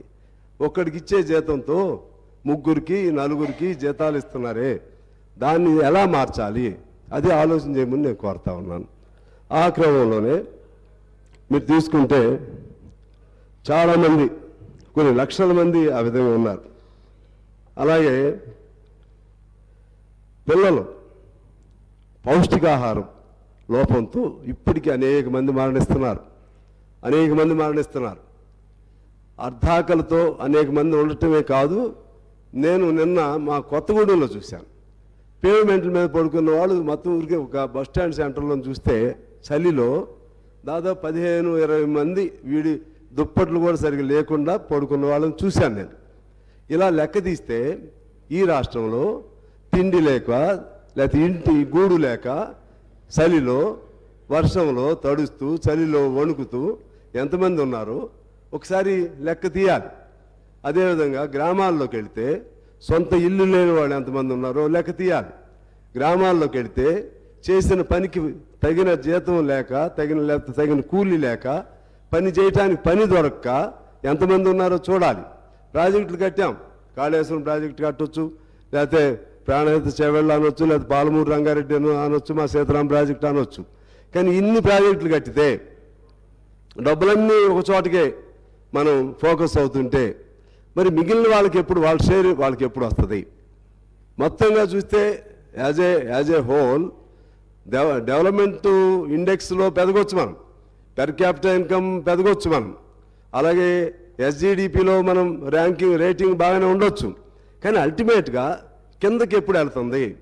కిందకి వెళ్ళాల్సిన trickle down theory, a famous economist proposed that trickle down theory. It has been a total failure. That means ఎవడో అక్కడ పరిశ్రమ పెడితే కిందకి బొట్టుగా అందిద్ది. ఎప్పుడు బొట్టు అందిద్ది? ఇప్పుడు ఈ దేశానికి 75-76 ఏళ్ళు స్వతంత్రం వచ్చింది. ఇంకా నేను అనేది ఓవరాల్గా చెప్తున్నాను. ఇక్కడ మీరు దీనికి సంబంధించి చెప్పాలని అనొచ్చాము ఒకళ్ళిద్దరు. దీనికి సంబంధించి రిలేటెడే ఇన్ని అప్పులు అవుతున్నాయి, ఇన్ని లక్షల కోట్లు అప్పులు అవుతున్నాయి, ఈ లక్షల కోట్లు ఎటుపోతున్నాయి అనేది మా పాయింట్. ఈ డబ్బంతా ఎటుపోతుంది అంటే ఒకడు కష్టపడితే ఇంకోడు సుఖంగా ఉంటాడా? ఇవాళ చాలా లెక్కలు చెప్పిన తర్వాత చెప్తాను నేను దానికి సంబంధించి. ఆ విధంగా ఇవాళ అప్పు లేనటువంటి, నేను అడుగుతున్నా, ఆ అప్పు ప్రభుత్వ అప్పే కాదు, అసలు అప్పు లేని వ్యవస్థ ఏముంది ఇప్పుడు మన తెలంగాణలో? సింగరేణి తీసుకోండి. సింగరేణి ఒకనాడు చాలా గొప్ప సంపన్నవంతమైనటువంటి సంస్థ సింగరేణి. అది ప్రభుత్వానికి సంబంధం లేదని అనొచ్చు, కార్పొరేషన్ కాబట్టి వాళ్ళ అప్పులు వాళ్ళు అనొచ్చు. కానీ సింగరేణిలో ఆదాయం అంతా ప్రభుత్వానికి వస్తున్నాయి. సింగరేణిలో సంపాదించిన డబ్బులన్నీ ఈ 10 ఏళ్ల కాలంలో అది సిఎస్ఆర్ పాలసీయా డిఎంఎఫ్టి పేరుతోనూ ప్రభుత్వమే తీసుకుంటుంది. కనకదుర్గమ్మ ముక్కుపుడకు కూడా ఈ డబ్బులే పోయినాయి, మా డబ్బులే, సింగరేణి డబ్బులు పోయినాయి. అలా అనేక చోట్ల చేపల పిల్లలు వేయాలన్నా, చెరువులు కట్టాలన్నా, లేకపోతే ఇంకోటైనా సిఎస్ఆర్ పేరుతో సింగరేణి మొత్తం ఇవాళ దివాళా తీసింది. మామూలు దివాళా కాదు, జీతాలు కూడా సింగరేణి వాళ్ళు బ్యాంకుల్లో అప్పులు తీసుకున్న దుస్థితి ఎప్పుడు లేదు. మొన్న మంత్రి గారు రివ్యూ పెట్టారు. అక్కడ రివ్యూ పెడితే అవుట్ సోర్సింగ్ దాదాపు ఇంతకుముందు మా కేసీఆర్ గారు ఆ రోజుల్లో 119,120,000 కార్మికులు ఉండేవాళ్ళు సార్ సింగరేణి. ఇవాళ సింగరేణిలో అప్పుడు మన తెలంగాణ వచ్చేటప్పటికి దాదాపు 60,000 మంది కార్మికులు ఉన్నారు. మన పెద్దలు కేసీఆర్ గారు చెప్పారు, 1,00,000 మందితో సింగరేణులు కళకళలాడతాయి, కొత్త మైన్స్ తీసుకొస్తాం. ఈ డబ్బులు కొత్త మైన్స్ మీద ఎంత ఖర్చు పెట్టారు? ఒక్క మైన్ ఎందుకు రాలేదు? 60,000 మంది సింగరేణి కార్మికులు ఇవాళ 39,000 మందికి ఎందుకు దిగిపోయారు? అనేది ఒక కేసీఆర్ గారు లేకపోతే ఆ పాత ప్రభుత్వాన్ని కాదు, మొత్తం వ్యవస్థ మన ప్రయారిటీస్లో తేడా రావటం వల్ల అది ఉపయోగం జరగట్లేదు అనేది నా పాయింట్. ఇవాళ దాదాపు పర్మనెంట్ కార్మికులు ఎంతమంది ఉన్నారు? సింగరేణి కార్మికులు అంతమంది ఉన్నారు. జీతాలు బ్యాంకుల్లో తీసుకొస్తున్నారు. అది సింగరేణి ఆ విధంగా పేపర్ మీద మాత్రం ఉంటుంది, డిపాజిట్స్ ఉన్నాయి, ఆస్తులు ఉన్నాయి, లెక్కలన్నీ ఉన్నాయి. మరి జీతాలు ఎందుకు అప్పులు తీసుకురావాలి బ్యాంకుల్లో? సింగరేణి అవుట్, ఆర్టీసీ అవుట్, మన పవర్ సెక్టార్ అవుట్. ఇట్లా ఇందాక ఉత్తమ్ గారు చెప్పారు, అది మన సివిల్ సప్లైస్ అది అవుట్. అన్ని అప్పులే, అన్ని కార్పొరేషన్లు అప్పులే. అది గవర్నమెంట్ సంబంధం లేదన్న పాయింట్ అది కాదు. అవన్నీ కూడా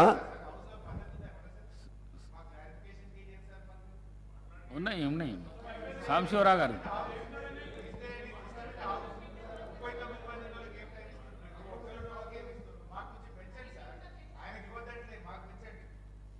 నేను మాట్లాడితే మీకు మంచిదే హరీష్ రావు గారు, మాట్లాడటానికి మాట్లాడిస్తే మీకు మంచిదే సార్.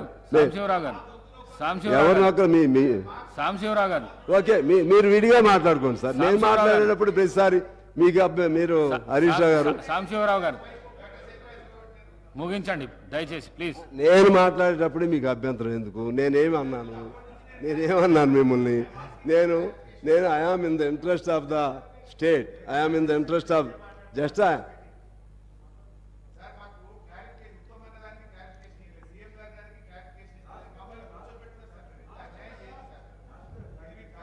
అలాగే అధ్యక్ష, ఇవాళ మనం చూస్తే సింగరేణి, జన్కో, హోంగార్డులు అతి తక్కువ శాలరీస్, కోర్టు కొద్దిగా తొందరగా ముగించండి. అయిపోవాలి అప్పుడే సార్. ఇప్పుడు నేను మొదటే మిమ్మల్ని రిక్వెస్ట్ చేశా, బిగినింగ్ డేనే. నేను ఒక్కడే ఉన్నా, మా వాళ్ళందరిది అన్ని కమ్యూనిస్టుల తరఫున, అంత పేదవాళ్ళ తరఫున, అంత కార్మిక వర్గం తరఫున ఎక్కువ మాట్లాడేది నేను ఒక్కడే సార్. అందుకని కాస్త నాకు టైం ఇవ్వండి దయచేసి. నేను స్పెసిఫిక్గా మాట్లాడుతున్నా.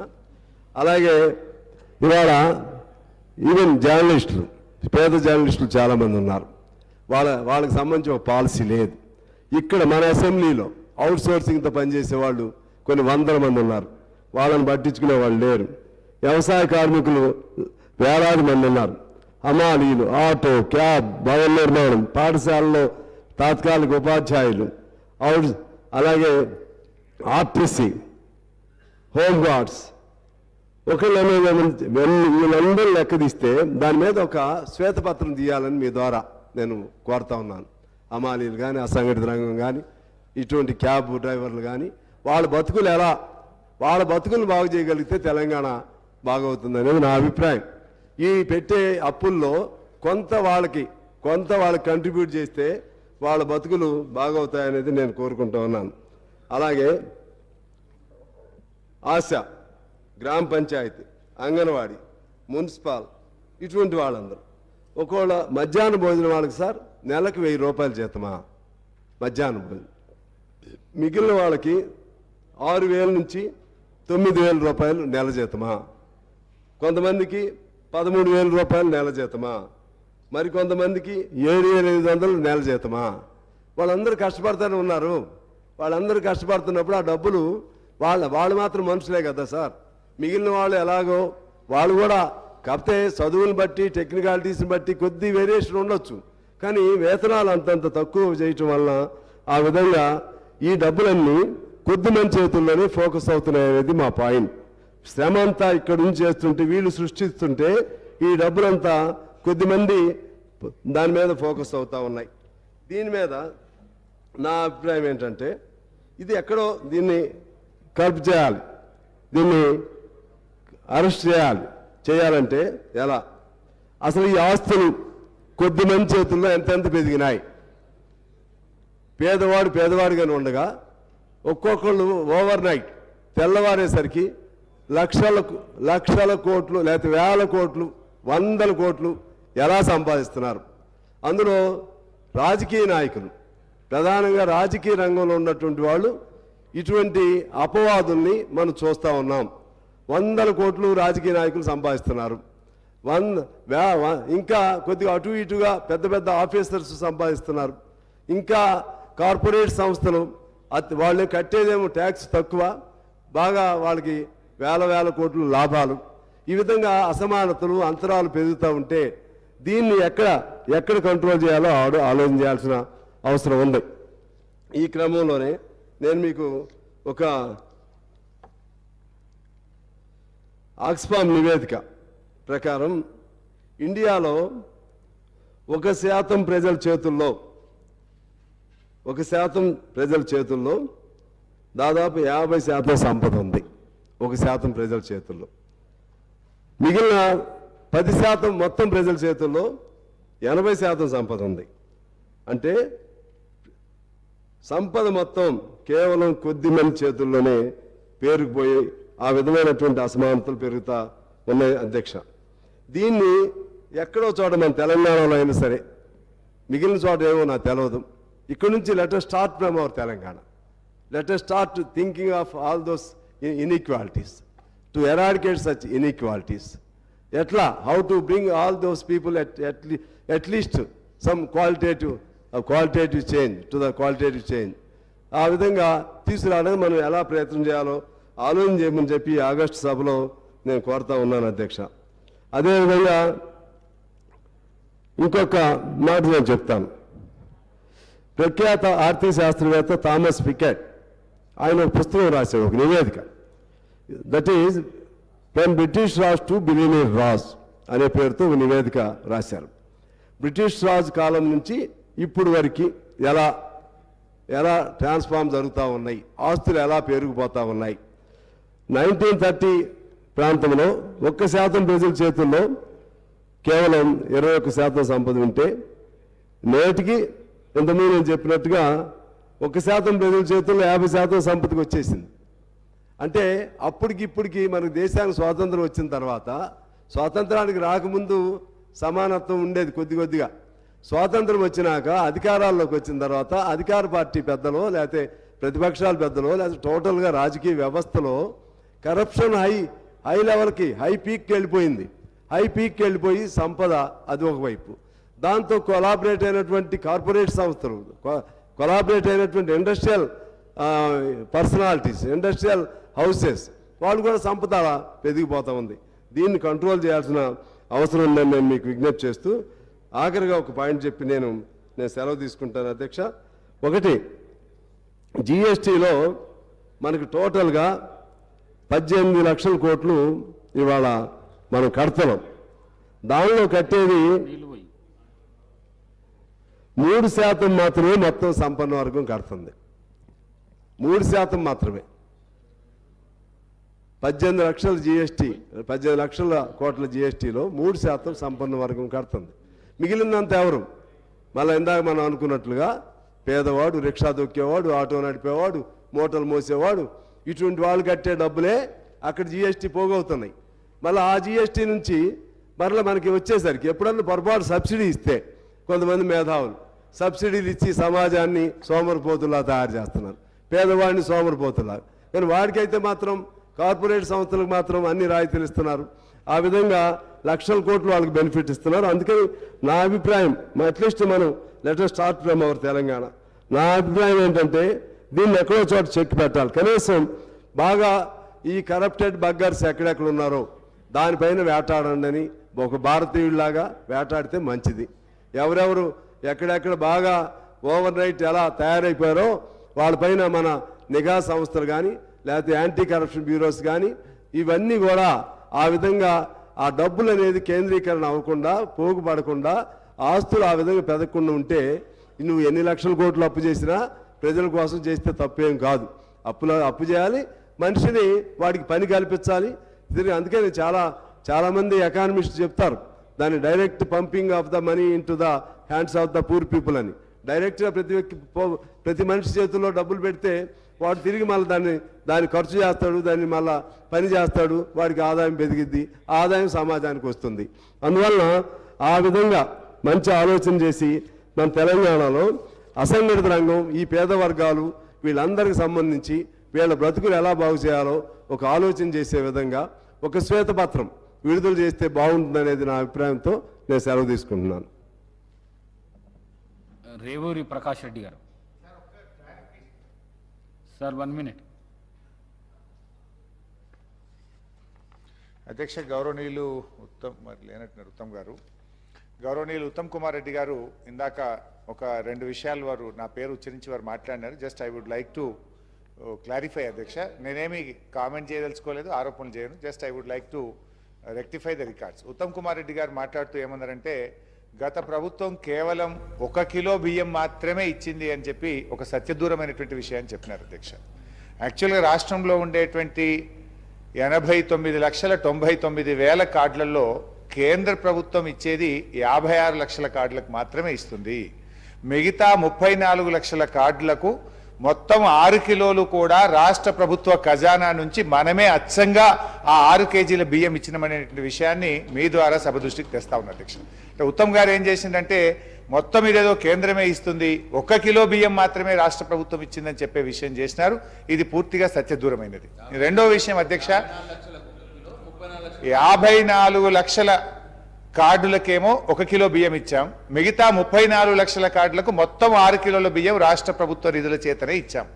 ఇక కరోనా సమయంలో అధ్యక్ష, కరోనా సమయంలో చూసినట్టయితే 2 సంవత్సరాల పాటు ఉచితంగా 10 కిలోల బియ్యం ఇచ్చిన విషయాన్ని కూడా మీ ద్వారా సభ దృష్టికి తెస్తా ఉన్నారు అధ్యక్ష.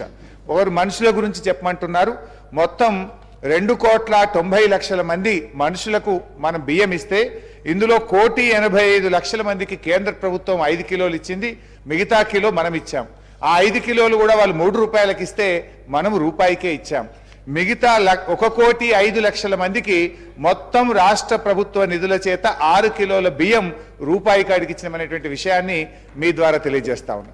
రెండో విషయం, వారు ఇన్ని కోట్లు ఖర్చు పెడితే కాళేశ్వరంలో పారింది తక్కువ, అది నెక్స్ట్ ఇరిగేషన్ మీద వచ్చినప్పుడు నేను డీటెయిల్గా చెప్తాను. కానీ just I would like to rectify the record. వారు ఒక మాట ఏమన్నారంటే, మీరు నేను ఇక్కడ మంత్రి గారి దృష్టికి తెచ్చేది ఏంటంటే కల్వకుర్తి ప్రాజెక్టు మీ హయాంలో నిర్మించారు, ఆయకట్టు ఏమి ఇయ్యలేదు. 75-80% నిధులు ఖర్చు పెట్టినా ఆయకట్టు రాలేదు. కానీ ఈరోజు మేము వచ్చిన తర్వాత ఆ పనులు పూర్తి చేసి 3,50,000 ఎకరాలకు ఆయకట్టుకు మేము నీళ్ళు ఇచ్చాం. సో అట్లనే పాలమూరు ఎత్తిపోతల్లో ఇలా ట్రంక్ పూర్తయింది, పంపులు పూర్తయినాయి, రిజర్వాయర్లు పూర్తయినాయి. మీరు కెనాల్స్ తవ్వితే మీకు కూడా ఆయకట్టు వచ్చేటువంటి అవకాశం ఉంటుంది. అట్లా మీరు ఈ రకంగా మా స్వీపింగ్ రిమార్క్స్ వద్దు, నేను డీటెయిల్గా మీరు డిస్కషన్ పెట్టినాడు మొత్తం సవివరంగా కూడా మేము చెప్తాం అధ్యక్ష. లాస్ట్ పాయింట్ అధ్యక్ష, గౌరవ ముఖ్యమంత్రి గారు కూడా ఒక విషయాన్ని ఇప్పుడు సభలో మాట్లాడినారు అధ్యక్ష. జస్ట్ అది కూడా నేను I would like to set right the record అధ్యక్ష. నేనేమి ఆరోపణలు చేయడానికో ప్రత్యేకంగా మళ్ళీ కొత్త విషయాలు చెప్పడానికో కాదు అధ్యక్ష, only to rectify the records అధ్యక్ష. పేజ్ నెంబర్ 32లో అధ్యక్ష గౌరవ ముఖ్యమంత్రి గారు అందులో నుంచే వారు నా పేరు తీసుకొని విషయం చెప్పారు అధ్యక్ష. ఏమన్నారంటే, మనం 2014-15 రాష్ట్రం వచ్చినాడు 303 రోజులు మన రాష్ట్రం సర్ప్లస్ ఉండేది. కానీ మరి హరీష్ రావు గారు ఫైనాన్స్ మినిస్టర్ అయిన తర్వాత పూర్తిగా సర్ప్లస్ దినాలు తగ్గినాయి అని చెప్పారు అధ్యక్ష. కానీ ముఖ్యమంత్రి గారు కానీ ఇవాళ అందరూ కూడా ఏం చేస్తారంటే కన్వీనియంట్ అంశాలు తీసుకుంటున్నారు. ఎక్కడైతే మేము పాజిటివ్గా ఉన్నామో దాన్ని విస్మరిస్తూ ఉన్నారు. 2014-15లో 303 రోజులుంటే మా ప్రభుత్వం వచ్చిన 2015-16లో 364 రోజులు సర్ప్లస్ ఉన్నాం. మరి ఆ విషయాన్ని ఎందుకు చెప్పరు? 2016-17లో 304 రోజులు సర్ప్లస్ ఉన్నాం. 2017-18లో 245 రోజులున్నాం. 2018-19లో 250 రోజులున్నాం. ఎక్కడైతే తగ్గిందో అది కరోనా వచ్చిన తర్వాత, కరోనా 2 సంవత్సరాలు కరోనా వల్ల ఏర్పడ్డ ఆర్థిక మాంద్యం, ఒకవైపు పెద్ద నోట్ల రద్దు, రెండవ వైపు కరోనా లాంటి ఒక మహమ్మారి వచ్చిన తర్వాత ఈ దేశం, ఈ ప్రపంచం, అన్ని రాష్ట్రాల ఆర్థిక వ్యవస్థ చిన్నాభిన్నమైన తర్వాత మాత్రమే తగ్గిందనే విషయాన్ని మీ ద్వారా సభ దృష్టికి తెచ్చే ప్రయత్నం చేస్తున్నాం అధ్యక్ష. అయితే అధ్యక్ష, ముఖ్యమంత్రి గారు కేంద్ర ప్రభుత్వంతో కలవద్దా అన్నారు. మీరు కేంద్రంతో కలవండి, కేంద్రంతో మాట్లాడండి, అవసరమైతే అఖిల పక్షాన్ని తీసుకుపోండి, మేము కూడా మీ వెంట వస్తాం. రాష్ట్రానికి న్యాయబద్ధంగా రావాల్సిన ప్రతి పైసా కోసం మీకు మేము సహకరిస్తాం, మీ వెంట మేము ఉంటాం. మీరు కేంద్ర ప్రధానమంత్రిని కలవండి, కేంద్ర మంత్రులను కలవండి. ఆ ప్రక్రియలో మేమేదైనా సహకారం పార్లమెంట్లో మా పార్లమెంట్ సభ్యులు చేయాలన్నా, మేము చేయాలన్నా కూడా చేయడానికి సిద్ధంగా ఉన్నామని మీ ద్వారా తెలియజేస్తున్నాం. రేవూరి ప్రకాష్ రెడ్డి గారు. అధ్యక్ష, అవకాశం ఇచ్చినందుకు ధన్యవాదాలు తెలియజేసుకుంటూ, తెలంగాణ రాష్ట్రం అనేదే నిధులు, నియామకాలు, వనరులపై ఏర్పడ్డ ఈ రాష్ట్రము. ఈ రాష్ట్రం ఏర్పాటు కావడానికి తెలంగాణ 4 కోట్ల ప్రజల యొక్క కృషి, 1400 మంది యువకుల యొక్క బలిదానంతో వచ్చిన తెలంగాణ. మరి తెలంగాణ రాష్ట్రం ఏర్పడ్డ తర్వాత టీఆర్ఎస్ ఈరోజు బీఆర్ఎస్ అధికారంలోకి వచ్చిన తర్వాత అధికారం వచ్చే ముందు రాష్ట్ర ఆర్థిక పరిస్థితి, తెలంగాణ రాష్ట్రం ఏర్పడేటప్పుడు ఆర్థిక పరిస్థితులు ఏ విధంగా ఉన్నాయి, మరి 10 సంవత్సరాల తర్వాత ఈరోజు ఏ పరిస్థితి ఉన్నది అనేది ప్రజలకు వాస్తవాలు వివరించి మరి రాబోయే రోజులలో ఇంతకుముందు గౌరవ ముఖ్యమంత్రి వారు చెప్పినట్టుగా ప్రతిపక్షాల యొక్క సూచనలు, మేధావుల సూచనలు తీసుకొని ఈ దేశంలోనే రాష్ట్రంను ఒక ఉన్నతమైన స్థానంలో నిలపాలనే ఒక ప్రయత్నంలో భాగమైన విషయాన్ని కూడా మనం అందరం కూడా గుర్తించవలసిన అవసరం ఉంది అని చెప్పి ఈ సందర్భంగా మనం చేస్తున్నాం. పెద్దలు కల్వకుంట్ల చంద్రశేఖరరావు గారు ఉద్యమం సందర్భంగా మాట్లాడుతూ కొన్ని విషయాలు చాలా స్పష్టంగా చెప్పడం జరిగింది అధ్యక్ష. ఒకటి, మనది మిగులు రాష్ట్రము, తెలంగాణ రాష్ట్రం ఏర్పాటు కావడం వల్ల ఒక బంగారు భవిష్యత్తును ప్రజలకు అందించగలుగుతాము అని చెప్పడమే కాకుండా తెలంగాణ రాష్ట్రం ఏర్పడ్డ తర్వాత మరి ఒక దళిత ముఖ్యమంత్రిని చేస్తానని చెప్పి మరి మాట తప్పను మడవ తిప్పను అన్న పెద్ద మనిషి మరి ఏ విధంగా తాను ఎన్నికల సందర్భంలో కానీ గతంలో ఉద్యమం సందర్భంలో మాట్లాడిన మాటలను ఇచ్చిన వాగ్దానాలకు విరుద్ధమైన పరిపాలన అందించడమే కాకుండా రాష్ట్ర ఆర్థిక పరిస్థితిని కూడా మరి ప్రజల భవిష్యత్తుకు ఉపయోగపడ్డదా, కొందరు వ్యక్తుల యొక్క ఆర్థిక పరిస్థితులు బాగుపడడానికి దోహదపడ్డదా అనేదే ఇక్కడ మనం పరిశీలించవలసిన అవసరం ఉంది అని చెప్పి ఈ సందర్భంగా మనం చేస్తున్నాను. అప్పు చేయడం తప్పు అని నేను అనడం లేదు, ఏ వ్యక్తి కూడా అప్పు చేయడం తప్పు అని చెప్పి ఎవరు కూడా అనరు అని చెప్పి ఈ సందర్భంగా మనం చేస్తున్నాం. కానీ చేసిన అప్పును మనము ప్రజల యొక్క ఆర్థిక పరిస్థితులు అభివృద్ధి చెందడానికి, రాష్ట్ర ఆర్థిక పరిస్థితులు అభివృద్ధి చెందడానికి, మరీ ముఖ్యంగా ఉత్పత్తి వ్యయాన్ని పెంపొందించడానికి, అదే కాకుండా సంక్షేమ కార్యక్రమాల ద్వారా ప్రజల జీవన ప్రమాణాన్ని పెంపొందించడానికి దోహదపడితే ఎవరు దీన్ని వ్యతిరేకించవలసిన అవసరం లేదు, దాన్ని మనము ఆమోదించవలసిన అవసరం ఉంది అని చెప్పి ఈ సందర్భంగా మనం చేస్తున్నాను అధ్యక్ష. కానీ ఇవాళ మనం చూస్తున్నాం, పేరు ప్రతిష్టల గురించో లేకుంటే వాళ్ళ యొక్క వ్యక్తిగతమైన స్వార్థం గురించో చేసిన అప్పును ఖర్చు పెట్టినప్పుడే ఈ సమస్య ఉత్పన్నమవుతుందనే విషయాన్ని మీ దృష్టి తీసుకొస్తున్నా. ఒకసారి మనం చూస్తే రాష్ట్రం ఏర్పాటప్పుడు జరుగుతున్న ఏర్పాటులో ఆంధ్ర తెలంగాణ విడిపోయినప్పుడు మన అప్పులు చూస్తే 72,658 కోట్ల అప్పు ఉంటే ఈరోజు సరే వివిధ రకాల యొక్క అప్పులను మనం పరిగణలోకి తీసుకున్నప్పుడు 6,12,343 కోట్ల అప్పు ఉన్నదనేది మనకు శ్వేతపత్రం ద్వారా మనకు వివరంగా మనకు తెలియజేస్తున్న విషయాన్ని మన దృష్టికి తీసుకొస్తున్నాం. ఒక మాటలో చెప్పాలి అంటే ఈరోజు ఈ రాష్ట్రంలో ఉన్న ప్రతి ఒక్క వ్యక్తి మీద, అదేవిధంగా పుట్టబోయే బిడ్డ మీద కూడా 1,58,000 అప్పు ఎత్తిన ఘనత గత ప్రభుత్వాన్ని నేను చెప్పక తప్పదు అనే విషయాన్ని మీ దృష్టికి తీసుకొస్తున్నా. అదే కాకుండా మనం చూస్తే మరి పెద్దలు గౌరవనీయులు హరీశ్వరరావు గారు మాట్లాడుతూ రాష్ట్ర ఆర్థిక పరిస్థితి అన్ని విధాలు అభివృద్ధి చేసినాం. అదే కాకుండా మనం చూస్తే రాష్ట్ర ఆర్థిక పరిస్థితి మరి పరిపుష్టిగా ఉన్న రాష్ట్రము, సంపద సృష్టించామని చెప్పి కూడా చాలా ఘనంగా చెప్పారు. కానీ ఒక విషయాన్ని మనం చూస్తే ఇవాళ మన రాష్ట్ర రెవెన్యూ యొక్క అభివృద్ధిని కూడా మనం చూస్తే తెలంగాణ రాష్ట్రం ఏర్పాటు కాకముందు ఏదైతే ప్రతి సంవత్సరము యావరేజ్గా మనం చూసినప్పుడు 14.9% పెరుగుదల ఉంటే మరి ఈ 10 సంవత్సరాల్లో కూడా రాష్ట్ర రెవెన్యూ పెరిగిన శాతాన్ని కూడా మనం చూస్తే అదే 14.9%లో ఉన్న మాట వాస్తవం అవునా కాదా అనేది ప్రతి ఒక్కరు మనం గుర్తించవలసిన అవసరం ఉంది అని చెప్పి ఈ సందర్భంగా మనం చేస్తున్నాం. అదే కాకుండా మనం చూస్తే మరి ఆ రోజు 72,658 కోట్ల అప్పుతో ఉన్నది, ఈరోజు 6,12,000 కోట్ల అప్పులతోటి మరి ఉన్నది అని అంటే మరి గతంలో 14-15 కన్నా ముందు ఆ రోజు రాష్ట్రంలో వడ్డీల రూపాయన కానీ అసలు రూపాయన చెల్లించింది 6,954 కోట్ల అధ్యక్ష. కానీ ఈరోజు పరిస్థితి ఏంది అని అంటే ప్రతి సంవత్సరము 37,939 కోట్లు వడ్డీ కానీ అప్పు కానీ చెల్లించే పరిస్థితి ఉన్నది. అంటే మన రాష్ట్ర రెవెన్యూలో 34% వరకు దాని భాగస్వామ్యం ఉన్నది అని అంటే మరి మన ఆర్థిక పరిస్థితి ఎంత అధ్వానమైన పరిస్థితులు ఉన్నదో మనం ఒకసారి అర్థం చేసుకోవాల్సిన అవసరం ఉంది అని చెప్పి ఈ సందర్భంగా మనం చేస్తున్నాం. అదే కాకుండా ఒకసారి చూస్తే మనం అధ్యక్ష ఇవాళ కాళేశ్వరం ప్రాజెక్ట్ చాలా గొప్పగా ప్రతి సందర్భంలో చెప్పేవాళ్ళు.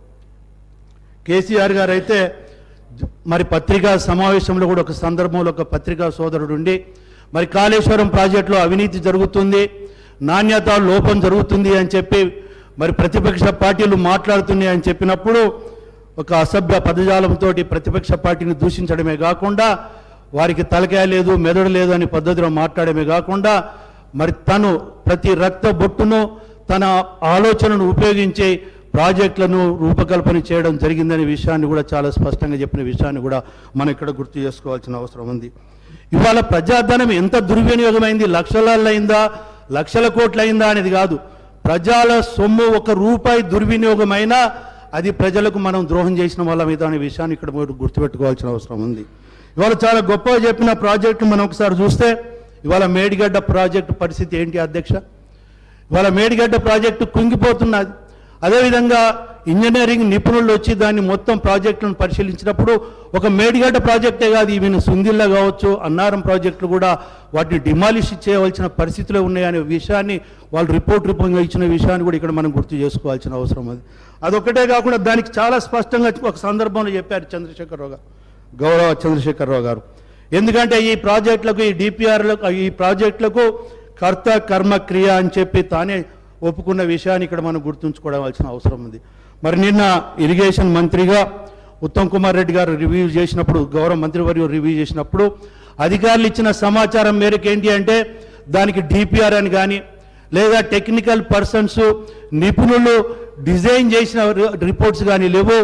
ముఖ్యమంత్రి గారు చెప్పారు మేము చేసాము అని అంటే ఇది ఎంత మట్టుకు సబబో ప్రతి ఒక్కరు మనం ఆలోచించవలసిన అవసరం ఉంది. ఇవాళ కొన్ని వేల కోట్లు ప్రజాధనము ఇవాళ గోదావరిలో వచ్చిన పరిస్థితి ఇవాళ ఈ రాష్ట్రానికి వచ్చింది అని అంటే ఈ భారం అంతా కూడా ప్రజలు మోయవలసిన అవసరం ఉందా లేదా మనం గుర్తు చేసుకోవాల్సిన అవసరం ఉంది.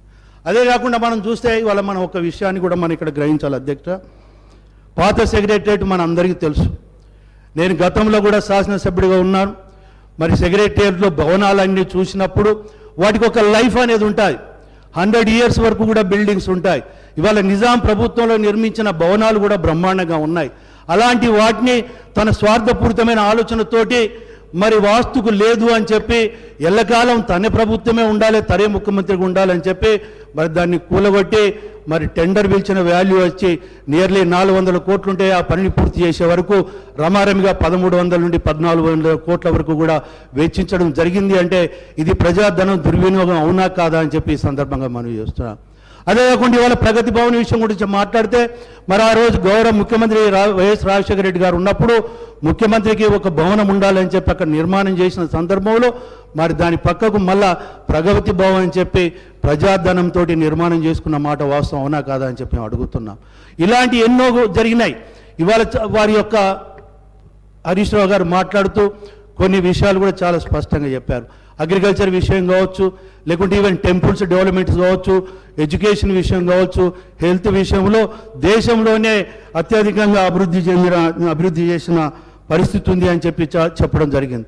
ఇవాళ అంతెందుకు అధ్యక్ష, యాదగిరి గుట్ట విషయంలో కూడా మనం చూస్తే అక్కడ నిర్మాణ పనులు చేపట్టారు. దాన్ని మేము వ్యతిరేకించడం లేదు.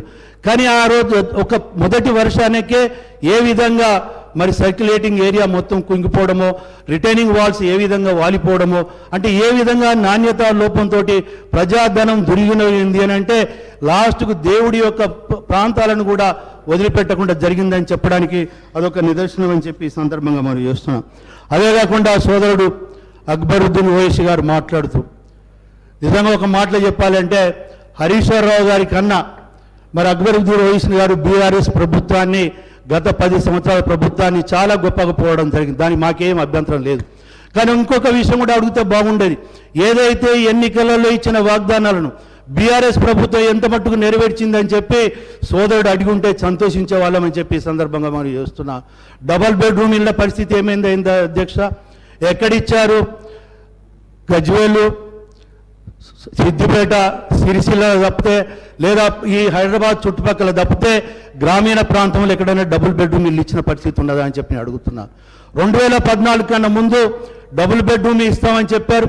2018 ఎన్నికలు వచ్చే వరకు 5 లక్షల రూపాయలు ఇస్తాం మీ స్థలములు కట్టుకొని అన్నారు. అదేవిధంగా 2018 ఈ 2023 ఎన్నికలు వచ్చే వరకు 3 లక్షల రూపాయలు ఇస్తాం మీ స్థలాలు కట్టుకోమని చెప్పిన విషయాన్ని మర్చిపోయారా అని చెప్పి అడుగుతున్నాను. తెలంగాణ వస్తే మన ఉద్యోగాలు వస్తాయని చెప్పి నిరుద్యోగులు యువకులు ఎంతోమంది ఆ రోజు ఉద్యమంలో పాల్గొంటే ఇవాళ ఎంతమందికి ఉద్యోగాలు ఇచ్చారని చెప్పి అడుగుతున్నా. ఇవాళ రిటైర్మెంట్ అయిన బాపతియే తెలంగాణ రాష్ట్రం ఏర్పడినప్పటి నుండి ఈ 10 సంవత్సరాలు కూడా చూస్తే 2 లక్షల పైన వేకెన్సీస్ ఉన్నాయి. ఏ ఒక్క ఉద్యోగం కూడా సక్రమంగా రింపించిన పాపన పోలేదు. పేపర్ లీకేజ్ తోటి మరి అదేవిధంగా నిరుద్యోగ యువకుల యొక్క జీవితాలతో ఆడుకున్న ప్రభుత్వం వాస్తవం అవునా కాదా అని చెప్పి ఈ సందర్భంగా మనం చేస్తున్నారు. ఉద్యోగాలు రాలేదని చెప్పి ఎగ్జామినేషన్స్ రాసినా కూడా మరి పేపర్ లీకేజ్ తోటి మరి క్యాన్సిల్ చేయడం జరిగిందని చెప్పి నిరుద్యోగ యువకులు ఆత్మహత్యలు చేసుకున్న మాట వాస్తవం అవునా కాదా అని చెప్పి నేను అడుగుతున్నాను. అంతెందుకు అధ్యక్ష, రైతులకు మరి గిట్టుబాటు ధరలు కల్పిస్తున్న మా బీఆర్ఎస్ ప్రభుత్వము రైతులకు బేడీలేసిన ఘనత బీఆర్ఎస్ ప్రభుత్వానికే, ఈ చంద్రశేఖరరావు గారికి యొక్క నాయకత్వానికే దక్కుతుందని చెప్పి ఈ సందర్భంగా మనం చేస్తున్నాం. రైతులకు గిట్టుబాటు ధర కల్పించడానికి మరి ఎన్ని వేల కోట్లైనా ఖర్చు పెడతానని చెప్పిన పెద్ద మనుషులు ఖమ్మంలో మాకు గిట్టుబాటు ధరలు వస్తలేదని చెప్పి నిరసన తెలియజేస్తే బేడీలేసిన ప్రభుత్వము బీఆర్ఎస్ ప్రభుత్వం అనే విషయము వాస్తవం అవునా కాదా అని చెప్పి ఈ సందర్భంగా మనం చేస్తున్నాం. అంతెందుకు అధ్యక్ష, వడ్ల కుప్పల మీద వీళ్ళు సక్రమంగా కొనుగోలు కార్యక్రమాలు చేయకపోవడం వల్ల నెలల కొద్దీ వరి కుప్పల మీద ఉండటం వల్ల గుండెపోటుతో చనిపోయిన మంది రైతులు ఎంతమంది ఒకసారి గుర్తు చేసుకోవాల్సిన అవసరం ఉంది. అదే కాకుండా వచ్చిన తెలంగాణలో ఇవాళ భారతదేశంలో వివిధ రాష్ట్రాలలో జరిగిన రైతు ఆత్మహత్యలకు వివరాలు తీస్తే 8,000 పైన రైతులు ఆత్మహత్య చేసుకున్నది ఈ తెలంగాణ రాష్ట్రంలో వాస్తవం అవునా కాదా దయచేసి మనం అందరం ఆలోచించవలసిన అవసరం ఉంది అని చెప్పి ఈ సందర్భంగా మనం చేస్తున్నాం. ఇది ఒకటే కాదు అధ్యక్ష, ఈరోజు ఒకసారి ఈ రాష్ట్రంలో బాగుపడ్డది ఎవరు అని అంటే ఒక రకంగా చెప్పాలి అని అంటే బీఆర్ఎస్ నాయకత్వం, బీఆర్ఎస్ కార్యకర్తలు, కానీ ప్రజలకు వనగురింది ఏదీ లేదు అని చెప్పి ఈ సందర్భంగా మనవి చేస్తూ మరి ఇప్పటికైనా వాస్తవాలను మాట్లాడి ప్రభుత్వానికి సరైన సూచనలు అందిస్తారని చెప్పి ఆశిస్తూ ఈ అవకాశం ఇచ్చినందుకు మీకు ధన్యవాదాలు తెలియజేసుకుంటూ సెలవు తీసుకుంటున్నాను. Discussion is over. Reply to the discussion by Deputy Chief Minister Mallu Batti Vikramarka garu.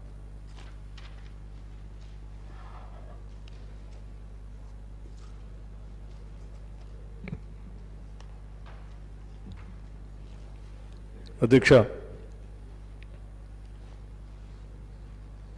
రాష్ట్ర ఆర్థిక పరిస్థితి పైన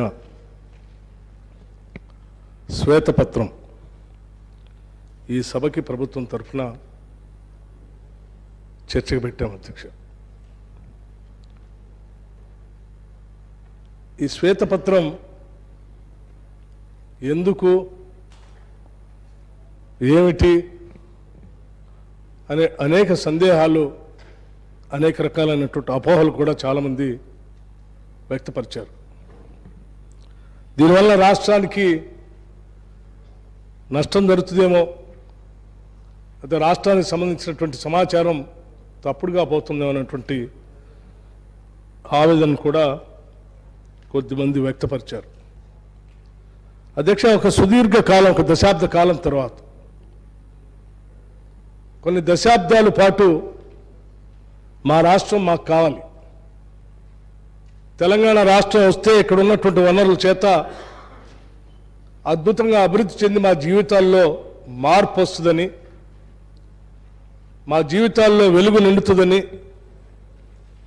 అందరికీ ఉద్యోగాలు వస్తాయని, అందరికీ ఇళ్ళు వస్తాయని, అందరికీ భూములు పంచబడతాయని, అందరి భూములకి నీళ్లు వస్తాయని, అంతిమంగా అందరం ఆత్మగౌరవంతో తలెత్తుకునేటువంటి బతికే పరిస్థితి వస్తుంది, కాబట్టి మాకు ప్రత్యేక రాష్ట్రం కావాలని చెప్పి కొన్ని దశాబ్దాల పాటు ఈ ప్రాంత ప్రజలు పోరాడితే ఈ అంశాలన్నింటినీ అర్థం చేసుకున్నటువంటి కాంగ్రెస్ పార్టీ నాయకత్వం ఆనాడు సభలో ఈ బిల్లు పాస్ చేయడానికి కావాల్సినంత సంఖ్యాబలం లేకపోయినప్పటికి కూడా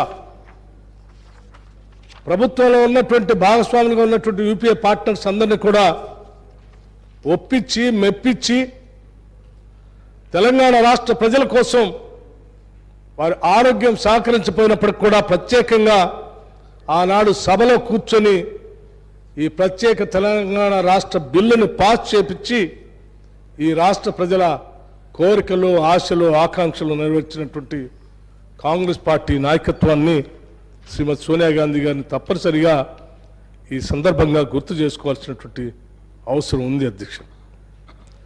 అనేక కలలు, అనేక ఆకాంక్షలు, ఆ కలలు ఆకాంక్షల మధ్యలో వచ్చినటువంటి తెలంగాణ రాష్ట్రం 10 ఏళ్ల పాటు ఇక్కడ ఉన్నటువంటి వనరులతో వారి జీవితాల్లో మార్పు వస్తుందని ఆశించి చూసి చూసి అలసిపోయి అంతిమంగా 10 ఏళ్ల తర్వాత జరిగినటువంటి మొన్న సాధారణ ఎన్నికల్లో ఒక మార్పు కోసం, వారి జీవితాల్లో మార్పు కోసం ఈ రాష్ట్ర ఆర్థిక వనరులన్నీ అందరికీ పంచబడాలనేటువంటి ఆలోచనతో ఒక చారిత్రాత్మకమైనటువంటి తీర్పునిచ్చి ఈరోజు రాష్ట్రంలో కాంగ్రెస్ పార్టీని అధికారంలో తీసుకొని వచ్చారు అధ్యక్ష.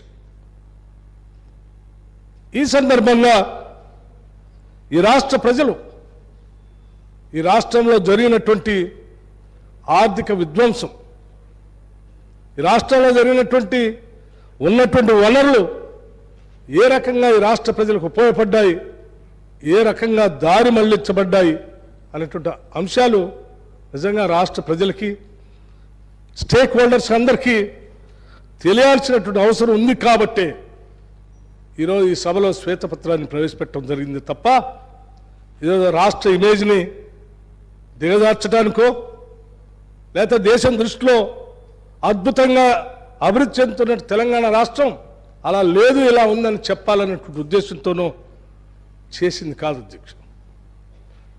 వాస్తవం వాస్తవంలాగా ఉండాలి, సత్యం సత్యంలాగా ఉండాలి. ఏదో ఒకరోజు ఈ రాష్ట్ర పరిస్థితులు, ఆర్థిక పరిస్థితి ప్రతి పౌరుడికి తెలియాల్సినటువంటి అవసరం ఉంది. మరీ ముఖ్యంగా వచ్చినటువంటి ఈ చారిత్రాత్మకమైనటువంటి తీర్పులో ఈ రాష్ట్ర ఆర్థిక వనరులు ప్రజలకు సంపూర్ణంగా అర్థమైతే మనం ఎక్కడ ఉన్నాం, ఎంత లోతుల్లో ఉన్నాం, ఆ లోతుల్లో నుంచి రాబోయే రోజుల్లో ఈ రాష్ట్ర ప్రజల భవిష్యత్తు కోసం ఎటువంటి పునాదులు వేసుకోవాలి, ఎటువంటి ప్రణాళికలు రచించుకోవాలి, ఏ రకంగా ఈ రాష్ట్రాన్ని భారతదేశంలో పోటీ పడేటువంటి రాష్ట్రంగా అభ్యుదయ భావాలతో, ప్రగతిశీల భావాలతో ముందుకు పోయే విధంగా దీన్ని రూపకల్పన చేసుకోవడానికి అవకాశం ఉంటుందనేటువంటి ఆలోచనతోనే ఈరోజు శ్వేతపత్రాన్ని సభలో ప్రవేశపెట్టడం జరిగింది.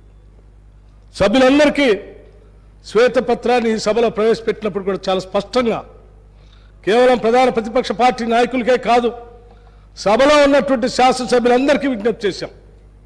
వాస్తవ పరిస్థితులన్నీ మీ ముందు ఉంచుతూ ఉన్నాం. దీని మీద ఆధారం చేసుకొని, ఈ వాస్తవ పరిస్థితులను అర్థం చేసుకొని భవిష్యత్ తెలంగాణ ప్రజల కోసం మీరు ఒక పాజిటివ్ అప్రోచ్తో, సంపూర్ణమైనటువంటి ఆలోచనతో సలహాలు సూచనలు ఇస్తే తప్పనిసరిగా వాటిని తీసుకొని ముందుకు పోవటం కోసం ప్రభుత్వం ముందుకు వస్తుంది. ఈ సందర్భంగా మీ అందరికీ ఈ విషయాలు తెలియజెప్తా ఉన్నాం. మీరు సౌహృదయంతో అందరూ కూడా చర్చల్లో పాల్గొనవలసిందిగా కూడా విజ్ఞప్తి చేశాం.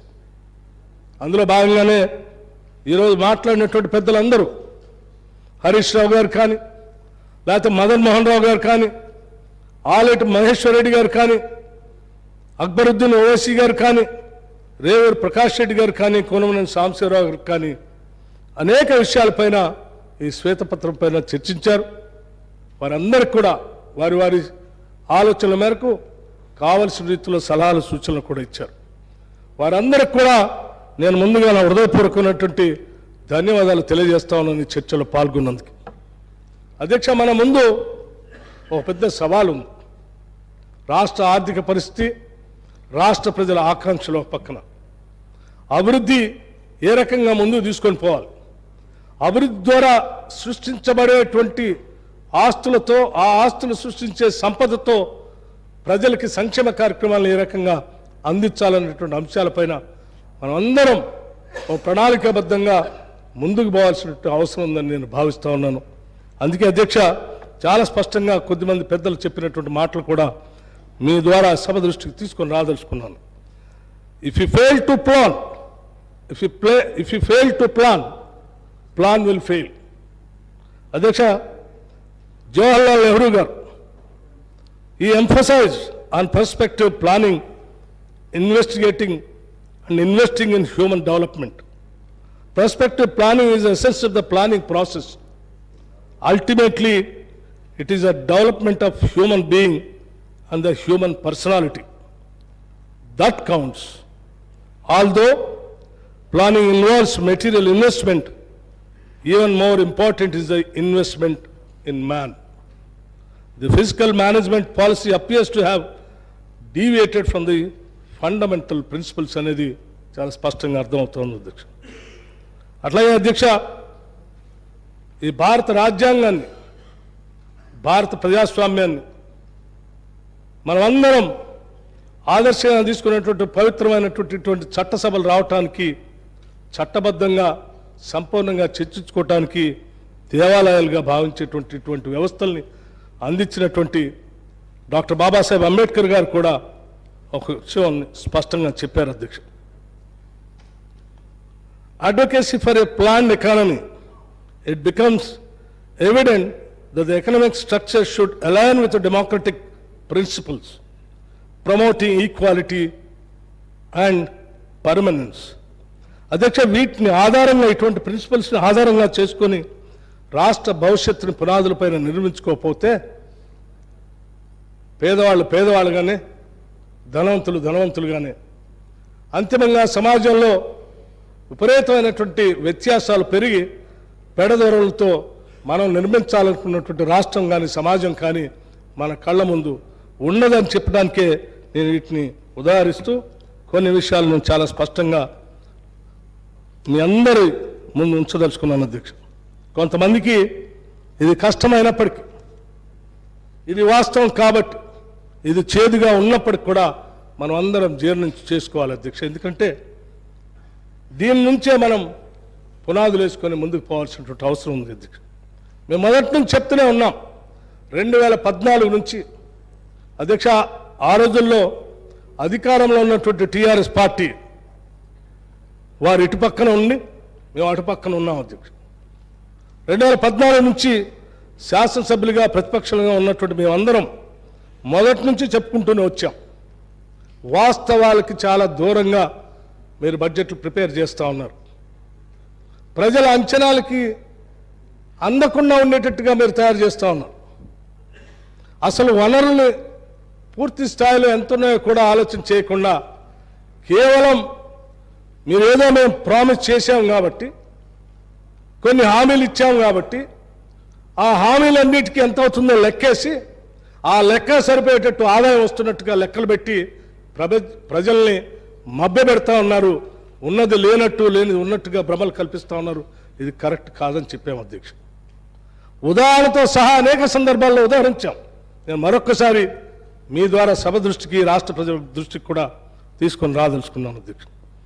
ఉదాహరణకి అధ్యక్ష, బడ్జెట్ ప్రిపరేషన్లో ప్రిపేర్ అయిన తర్వాత బడ్జెట్ ప్రజెంట్ చేసేటప్పుడు కానీ, ఏ బడ్జెట్ని తీసుకున్నా బడ్జెట్ ఎస్టిమేట్స్కి, బడ్జెట్ యాక్చువల్స్కి, ఖర్చుకి ఏదో 5% 10% గ్యాప్ ఉండే విధంగా ముందుకు పోవటం అనేది ఒక నిర్మాణాత్మకమైనటువంటి ఆలోచనతో కూడినటువంటి ప్రభుత్వాలు చేసే పని. కానీ దురదృష్టం, ఈ రాష్ట్రంలో మనం ప్రత్యేక రాష్ట్రం తెచ్చుకున్న తర్వాత మొట్టమొదటిసారి ఏర్పడినటువంటి టీఆర్ఎస్ పార్టీ ప్రభుత్వం ఆది నుంచి ఇప్పటి వరకు కూడా, మొన్నటి వరకు కూడా ఎప్పుడు కూడా 20% గ్యాప్ లేకుండా బడ్జెట్ని ఎప్పుడు ప్రవేశపెట్టలేదు అధ్యక్ష. ఒక సందర్భంలో అయితే ఆ 20% కూడా దాటింది. ఇంత పెద్ద శాతం, 20% గ్యాప్ మరి చెప్తుండొచ్చు. చాలా రాష్ట్రాల్లో ఇది కూడా ఉంది, మన రాష్ట్రంలో కూడా ఉంది. ఆ రాష్ట్రంతో పోల్చుకొని మనం బ్రహ్మాండంగా ఉన్నాం. కానీ అధ్యక్ష, ఈ రాష్ట్రం కొన్ని ప్రత్యేక పరిస్థితులు మనం ఏర్పాటు చేసుకున్నాం. ఇక్కడ వనరులు బాగున్నాయి, ఇక్కడ ఉన్నటువంటి మిగతా వ్యవస్థలో ఆస్తులు కూడా బాగున్నాయి. వీటన్నిటి దృష్ట్యా మిగతా రాష్ట్రాలతో, వనరులు లేని రాష్ట్రాలతో పోల్చుకోవాల్సిన అవసరం లేదు. పోల్చుకుంటే కూడా ఇంత పెద్ద ఎత్తున గ్యాప్ ఉన్నటువంటి రాష్ట్రాలు ఏమి లేవు. ఉదాహరణకి అధ్యక్ష, మీరు తీసుకోండి, 2014-15లో 1,638 కోట్లు వీరు బడ్జెట్ ఎస్టిమేట్స్ అధ్యక్ష. 1,638 కోట్లు. ఎక్స్పెండిచర్ అధ్యక్ష కేవలం 62,000 మాత్రమే చేశారు. అంటే ఎంత గ్యాప్ అధ్యక్ష డిఫరెన్స్? 38.1% మైనస్. ఇంత పెద్ద గ్యాప్. సరే అధ్యక్ష, అట్లాగే 2015-16 1,15,689 కోట్లు. ఎక్స్పెండిచర్ చూస్తే కేవలం 97,811 ఖర్చు. గ్యాప్ వచ్చేసి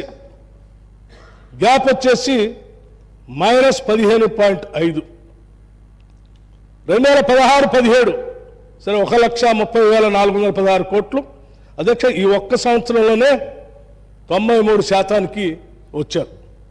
1,21,735 కోట్లు ఖర్చు పెట్టి 93.3% ఒకటే ఒక్క సంవత్సరం వచ్చారు. అట్లా 2017-18 అధ్యక్ష మళ్ళీ 1,49,646 కోట్ల ఎస్టిమేషన్స్తో బడ్జెట్ పెట్టి 1,20,211 కోట్లు మాత్రమే ఖర్చు పెట్టారు. 80% మాత్రమే చేరారు. మళ్ళీ -19.7% అంటే దాదాపు 20%. 2018-19లో కూడా 1,74,454 కోట్లు. ఎక్స్పెండిచర్కి వచ్చే వరకు 1,35,328 కోట్లు ఖర్చు పెట్టింది. మాత్రం యాక్చువల్ ఎక్స్పెండిచర్ బడ్జెట్లో పర్సంటేజ్ కేవలం 77.6%, అంటే -22.4% అధ్యక్ష. అట్లాగే 2019-20 1,46,492 కోట్లతో బడ్జెట్ ఎస్టిమేషను. ఎక్స్పెండిచర్ వచ్చి 1,42,857 కోట్లు. ఈ సంవత్సరం మాత్రం 97% 5% వచ్చారు. 2020-21 1,82,914 ఎక్స్పెండిచర్ వచ్చి 1,57,547 86.1%, -13.9%. 2021-22 2,30,726 కోట్ల రూపాయల బడ్జెట్ ప్రజెంటేషను. ఎక్స్పెండిచర్ వచ్చి 1,82,998 79.3% అధ్యక్ష. అంటే -20.7% బడ్జెట్లో ఖర్చు పెట్టలేదు. అట్లాగే అధ్యక్ష 2022-23 ప్రొవిజనల్ బడ్జెట్ 2,56,859 ఎక్స్పెండిచర్ వచ్చి 2,04,085 కోట్ల అధ్యక్ష. కేవలం 79.5%, అంటే 20.5% ఈ సంవత్సరం కూడా ఖర్చు పెట్టలేదు. అట్లాగే ఇట్లా చూస్తే అధ్యక్ష టోటల్ ఈ బడ్జెట్లు ప్రవేశపెట్టిన అన్ని సందర్భాల్లో మొత్తం 14,87,834 కోట్లు వీళ్ళు బడ్జెట్ ప్రవేశపెడితే 12,24,877 కోట్లలో వీళ్ళు కేవలం ఖర్చు పెట్టింది పర్సంటేజ్ మొత్తం 82.3% మాత్రమే. ఇక ఈ సంవత్సరం 2023-24 బడ్జెట్ ఎస్టిమేట్స్ మరి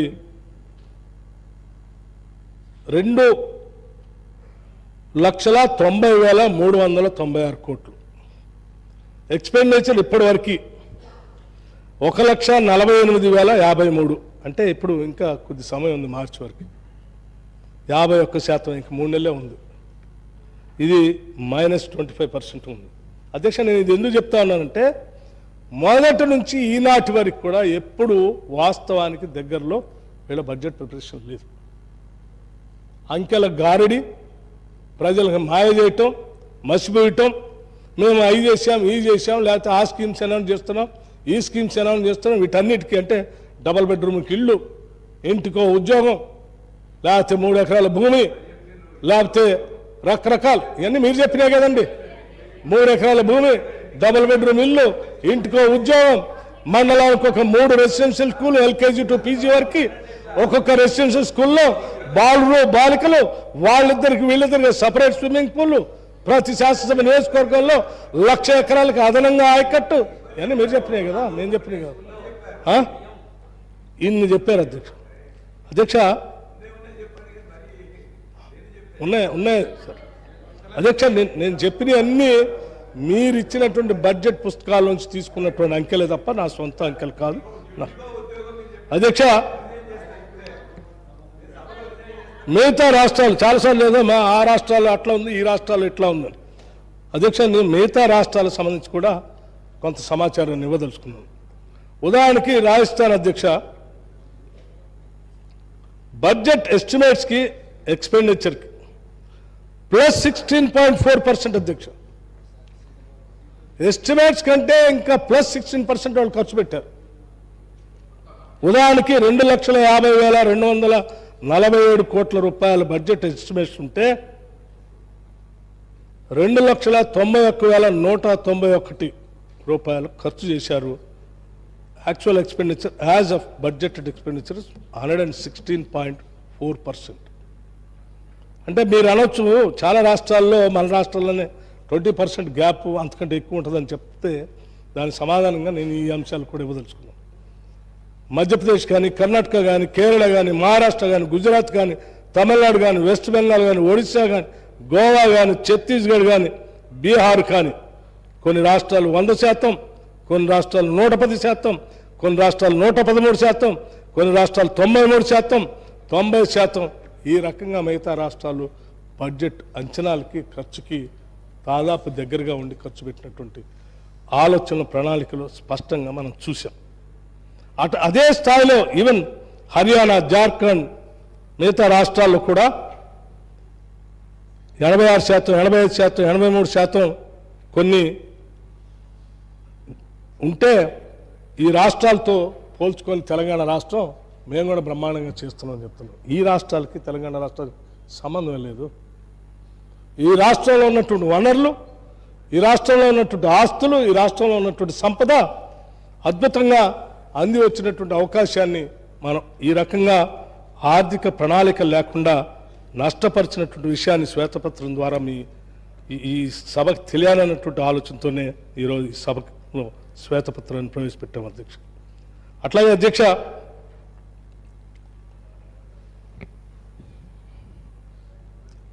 ఇందాక మిత్రులు మాట్లాడుతూ కొన్ని విషయాలు హరీష్ రావు గారు చెప్పారు. ఉమ్మడి ఆంధ్రప్రదేశ్లో బడ్జెట్ సంబంధించి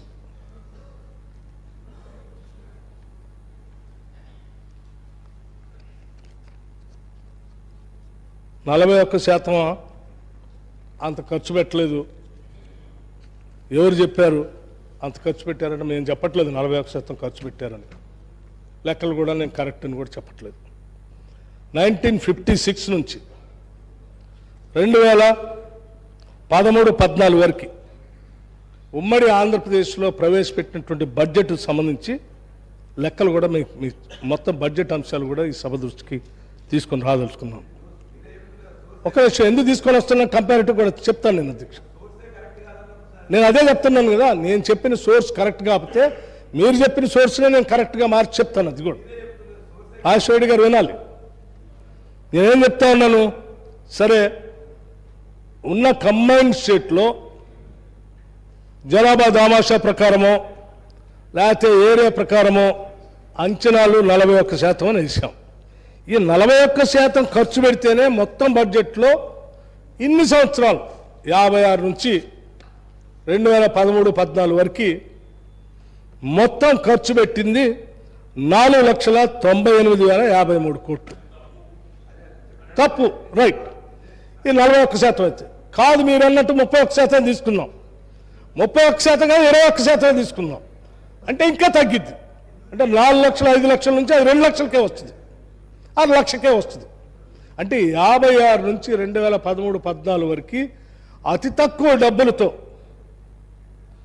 తక్కువ డబ్బులతో ఈరోజు తెలంగాణ ప్రాంతంలో ఎన్ని ఆస్తులు సృష్టించారండి. ఒక నాగార్జున సాగర్ బౌలార్జ సాధు ప్రాజెక్ట్ ఇచ్చారు, వచ్చిందా? ఓ శ్రీశైలం వచ్చిందా?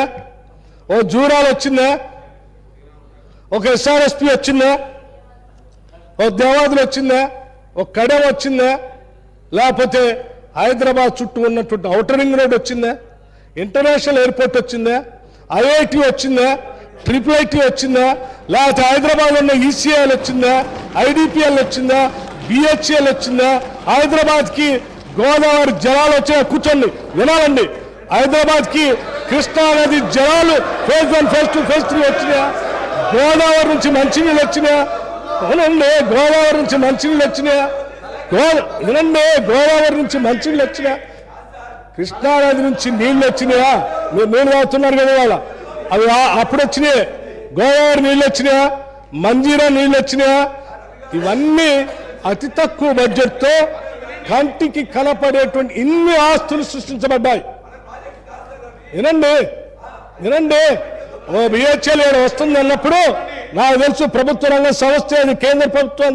ఒక బిహెచ్ఎల్ ఇక్కడ రావాలంటే ఇక్కడ రాష్ట్ర ప్రభుత్వం భూమి కేటాయించాలి, దానికి కావాల్సిన వ్యవస్థలు ఏర్పాటు చేయాలి, కేంద్రంతో మాట్లాడుకోవాలి, ఇక్కడ తెచ్చుకోవాలి, ఎంతో కొంత వీళ్ళకు కూడా ధనం సమకూర్చాలి.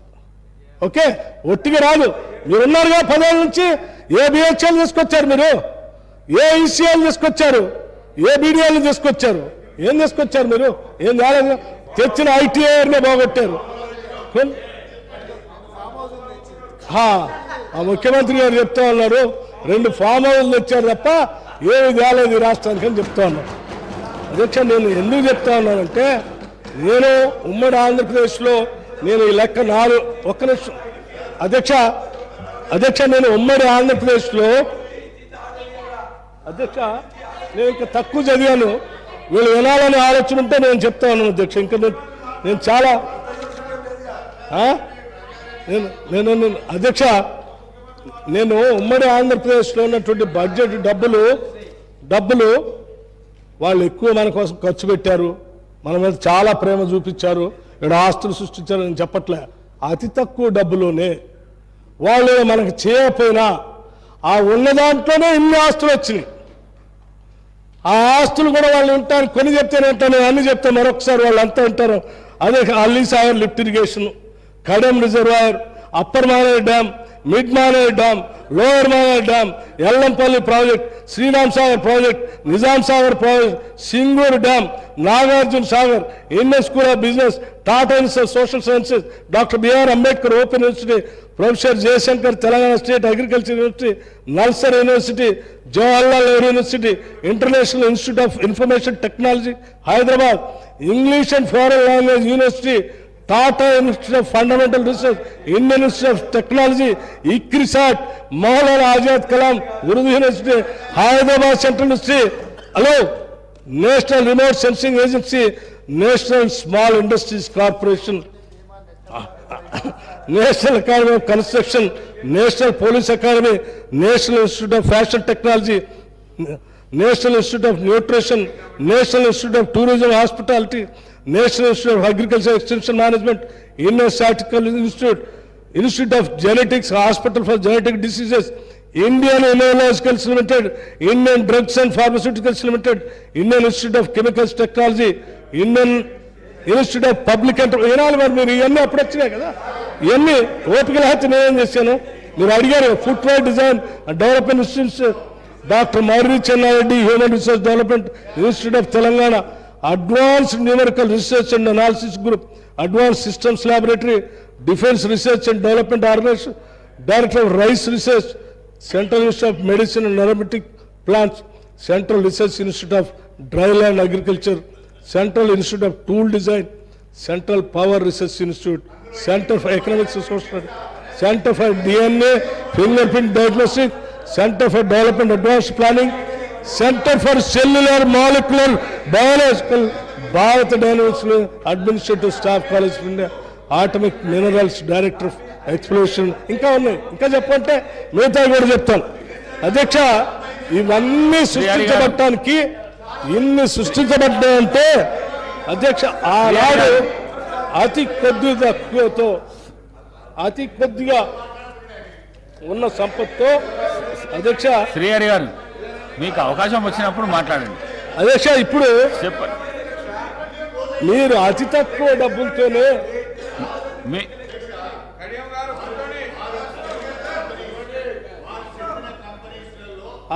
అతి తక్కువ డబ్బులతోనే మీకు అవకాశం వచ్చినప్పుడు మాట్లాడండి అధ్యక్ష. మీకు అవకాశం ఇస్తాం తర్వాత. అధ్యక్ష హైటెక్ సిటీ చెప్పటం మర్చిపోయాను నేను. Hitech city, financial city, outer ring road తిరుగుతున్నది. మెట్రో రైల్ ఎన్ని అధ్యక్ష, ఎన్ని? నేను సభలో ఉన్న వాళ్ళందరికీ చెప్తా ఉన్నాను, ఇంత తక్కువ డబ్బుతో, ఇంత తక్కువ ఆదాయంతో ఇన్ని ఆస్తులు సృష్టించగలిగినప్పుడు దాదాపు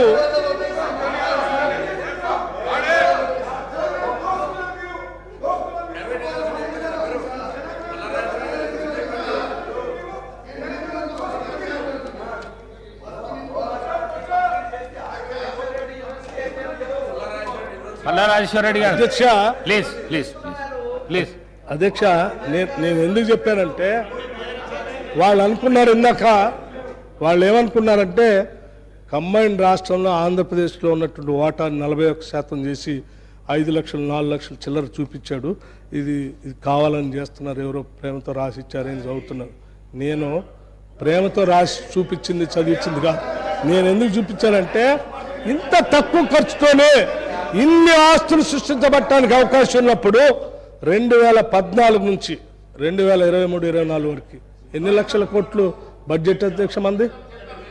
ఎన్ని లక్షల కోట్లు ఏడిపోతా ఉన్నాయి?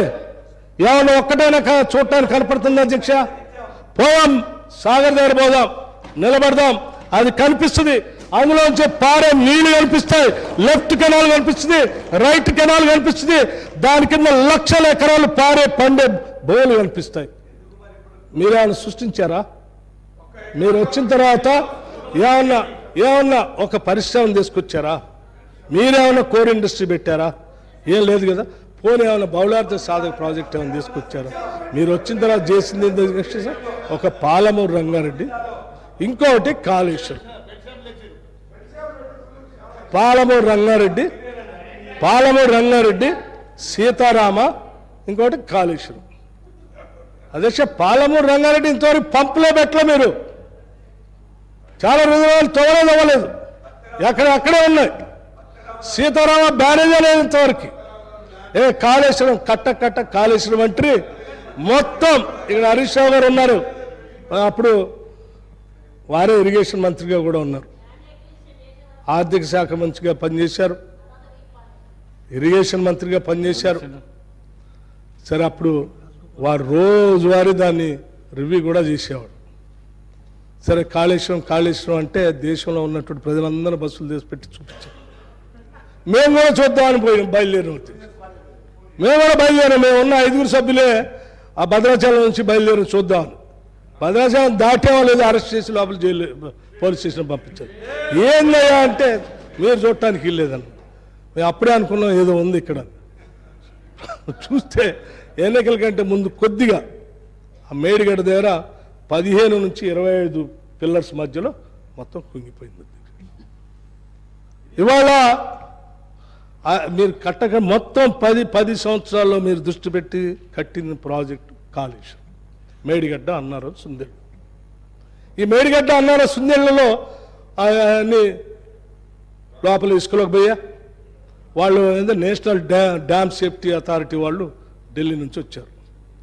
నేను నా సొంత కవిత, నేను టెక్నికల్లీ ఐఎమ్ నాట్ సౌండ్ అధ్యక్ష. వాళ్ళే చెప్పారు, ఏం చెప్పారంటే ఇది పనికిరాదు, లోపల కుంగిపోయింది, దీంట్లో నీళ్ళు నిలబెట్టలేము, దీన్ని రిపేర్ కూడా చేయలేము, మొత్తం తీసుకట్టాలి. దీనిలోనే పైన మేడిగడ్డ పైన అన్నారం, సుందెళ్ళు కూడా ఉంది, అవి కూడా ఇదే స్థాయిలో కట్టుంటారు, వాటిని కూడా తీయాలని వాళ్ళు చెప్పినట్టుగా వార్తా కథనాల్లో వచ్చినాయి. నేను చదివిని వాటిని మీ ద్వారా సభ దృష్టి తీసుకొస్తాను. అంటే ఈ 10 సంవత్సరాల మన సంపద, ఈ 10 సంవత్సరాల బడ్జెట్ మొత్తం మీరు సృష్టించిన ఆస్తుల్లో మీరు చూపించేది ఒక కాళేశ్వరం ఒకటే. ఆ ఒక్క కాళేశ్వరం పరిస్థితి కూడా ఇది. నేను పొద్దున్న నుంచి 2 రోజుల నుంచి ట్రై చేస్తున్నాను అధ్యక్షుడు. కాళేశ్వరం నుంచి, అదే మేడిగడ్డ నుంచి శ్రీపాద ఎల్లంపల్లిలోకి, నేను చెప్పడం మర్చిపోయాను, శ్రీపాద ఎల్లంపల్లి కూడా మేము కట్టింది. సో అందులోకి నీళ్లు ఎంత లిఫ్ట్ చేస్తా ఉన్నారు పైకి, కిందికి శ్రీపాద ఎల్లంపల్లి నుంచి నీళ్లు కిందికి ఎన్ని వదిలేరంటే చెప్పట్లేదు అధ్యక్షుడు. 3 సంవత్సరాల నుంచి ఎన్నిసార్లు ఫోన్ చేశాను, ఎవరి దగ్గర లెక్కలేదు. అంటే అక్కడ నీళ్లు పంపు చేసింది లేదు, కింది పొలాలు పారింది లేదు, కానీ కరెంటు బిల్లులు మాత్రం విపరీతంగా వచ్చినాయి అధ్యక్షుడు. ఇది ఈ రాష్ట్రంలో వచ్చినటువంటి బడ్జెట్ ఆ బడ్జెట్లో వీళ్ళు తీసుకొచ్చిన అప్పులు. ఇందా హరీష్ రావు గారు మాట్లాడుతూ అప్పుల గురించి మాట్లాడుతూ ఏంటి బడ్జెట్ అప్పులు, బడ్జెటేతర అప్పులు, లేకపోతే కార్పొరేషన్స్ కోసం తీసుకొచ్చిన అప్పులు, లేకపోతే కార్పొరేషన్ వాళ్లే కట్టుకోవడానికి అవకాశం ఉంటే మరి మీరు రాష్ట్ర ప్రభుత్వ అప్పులుగా ఎట్లా చూపిస్తారని. అధ్యక్ష, నేను ఒక చిన్న విషయం అడగదలుచుకున్నాను. అదేరా ఇప్పుడే చూశాను నేను, డిపిఆర్ ఇచ్చారు బ్యాంకులకి. అధ్యక్ష, డిపిఆర్లో ఏమి ఇచ్చారంటే బ్యాంకులకి కాళేశ్వరం 2020-21లో వాటర్ ట్యాక్స్ ఖరీఫ్ 18 కోట్లు వసూలు చేస్తాం. 2021-22లో 18 కోట్లు వసూలు చేస్తాం. 2022-23లో 18 కోట్లు వసూలు చేస్తాం. వాటర్ ట్యాక్స్ రబీ 2020కి 2 కోట్లు, 2021కి 2 కోట్లు, 2022 2 కోట్లు, 2023 3 కోట్లు, 2024కి 3 కోట్లు, అట్లాగే ఖరీఫ్లో 20 కోట్లు. ఇట్లా ఎక్స్పోజర్ ఇస్తూ 2030 వరకు ఇచ్చారు అధ్యక్ష. ఇది డిపిఆర్ కాళేశ్వరం కోసం రుణాలు తెచ్చుకోవడం కోసం వాళ్ళు బ్యాంకులకు ఇచ్చింది. అట్లాగే భగీరథకు కూడా అదే చెప్పారు అధ్యక్ష. ఏం చెప్పారు? రూరల్ హౌస్ హోల్డ్ 2020, 1920, 2024, 21, 22, 23 రూరల్ హౌస్ హోల్డ్కి, మున్సిపల్ కార్పొరేషన్కి, మున్సిపల్ రిక్వైర్మెంట్కి, ఇండస్ట్రియల్ పర్పస్ కోసం ఎంతెంత వసూలు చేస్తాం కడతామని దీనికి కూడా ఇచ్చారు. ఇది వాళ్ళు ఇచ్చిన రిపోర్ట్. అది అంటే నేను ఏమంటున్నా అంటే, సరే హరీష్ రావు గారు అన్నారు మేము ఎక్కడ చుక్క నీళ్ళకు కూడా బిల్లు పెట్టలేదు, నీళ్ళు వసూలు చేయలేదు, ఎక్కడ మేము బ్యాంకులకి ఆ జనం దగ్గర నుంచి వసూలు చేయలేదు. మేము చెప్పేది కూడా అదే అధ్యక్ష. మేమేం చెప్తున్నాం? మీరు కార్పొరేషన్స్ పేరు మీద లోన్లు తీసుకుంటూ గవర్నమెంట్ గ్యారంటీ ఇప్పిస్తూ ఆ కార్పొరేషన్లు కట్టవు, అంతిమంగా డబ్బులు కట్టేది గవర్నమెంటే కాబట్టి ఆ గవర్నమెంట్ లెక్కల్లోకే రావాలి ఈ అప్పు అని కూడా మేము చెప్తాను. ఆ రకంగా లెక్కేస్తేనే ఎన్ని లక్షలు కొట్టుకొచ్చిందో చెప్పాను లెక్క. మేము చెప్పింది అదే, ఆయన చెప్పింది అదే, మేము కాదన్నదే ఉంది. మీరు చెప్పిందని మేము కాదట్లేదు, నిజం మీరు వసూలు చేయలే, కానీ కట్టేది ఎవరు? గవర్నమెంటే కదా. మరి గవర్నమెంటే కడుతున్నప్పుడు ఎఫ్ఆర్బిఎం లిమిట్కి వారు రెవెన్యూ జిఎస్డిపికి కూడా నిష్పత్తి చెప్పలేదని చెప్పారు. నేను అది కూడా చెప్తాను అధ్యక్ష. గవర్నమెంటే కడుతున్నప్పుడు ఈ గవర్నమెంట్ ఆఫ్ ఇండియా కూడా బహుశా 2-3 సంవత్సరాల క్రితం చెప్పినట్టుంది, మీరు బడ్జెట్ నుంచి తీసుకునే రుణాలు, బడ్జెటేతర కింద తీసుకునే రుణాలు కార్పొరేషన్స్ పేరు మీద, ఈ రెండు అది చాలా విపరీతంగా ఉన్నాయి, పెడధోరణలో ఉన్నాయి. ఆ రెండింటిని కూడా ఎఫ్ఆర్బిఎం లిమిట్లోనే చూస్తాం. ఇప్పటికే మీ లిమిట్ దాటిపోయింది, మీకు అప్పులు లేవని కూడా చెప్పారు.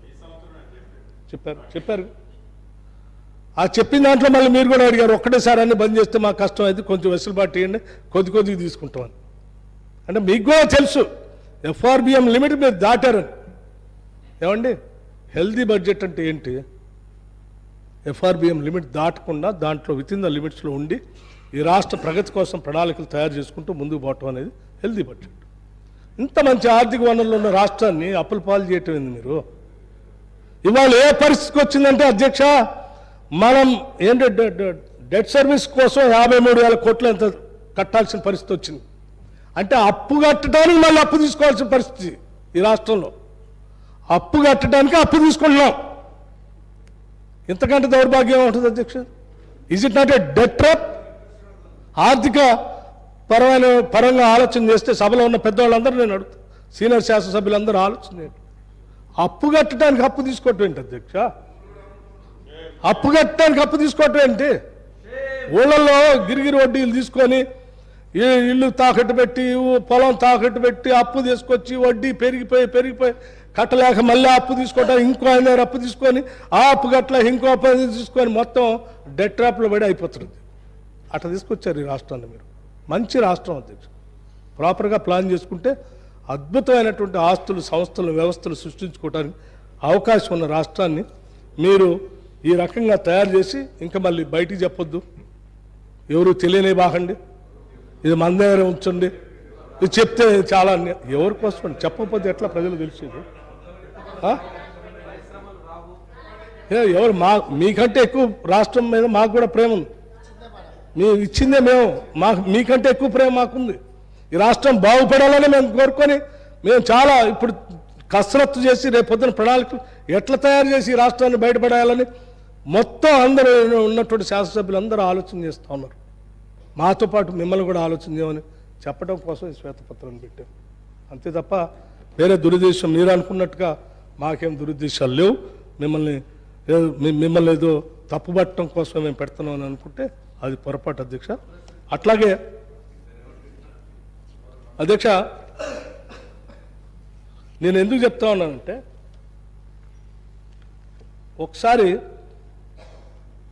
ఈ ఓడీలు చూడండి అధ్యక్ష. వేస్ అండ్ మీన్స్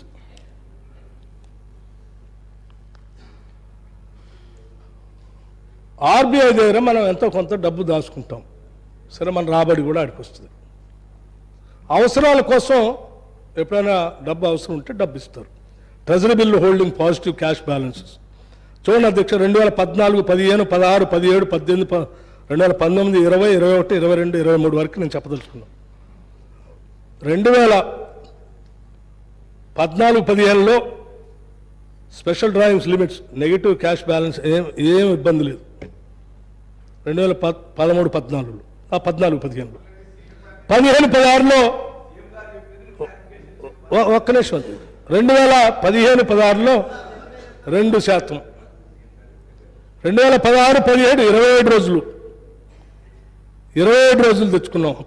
2017, 18 43 రోజులు, 2018, 19 24 రోజులు, 2019, 20 114 రోజులు, 2020, 21లో 43 రోజులు, 2021, 22లో 39 రోజులు, 2022, 23లో 36 రోజులు, 2023, 24 అప్ టు నవంబర్ 23 వరకు 21 రోజులు.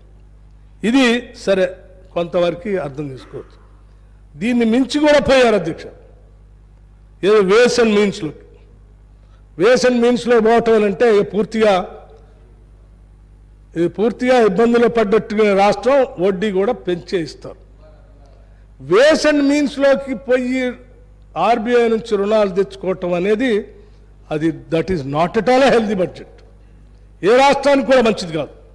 మీరు ఎన్ని రోజులు ఉన్నారో కూడా నేను చెప్తున్నాను. వేస్ అండ్ మీన్స్ 2016, 17లో 34 రోజులు ఉన్నారు, 2017, 18లో 72 రోజులు ఉన్నారు, 2018, 19లో 70 రోజులు ఉన్నారు, 2019, 20లో 36 రోజులు, 2020, 21లో 97 రోజులు, 2021, 22లో 106 రోజులు వేస్ అండ్ మీన్స్ బ్యాంక్ నుంచి నెగిటివ్ క్యాష్ బ్యాలెన్స్ ఇది.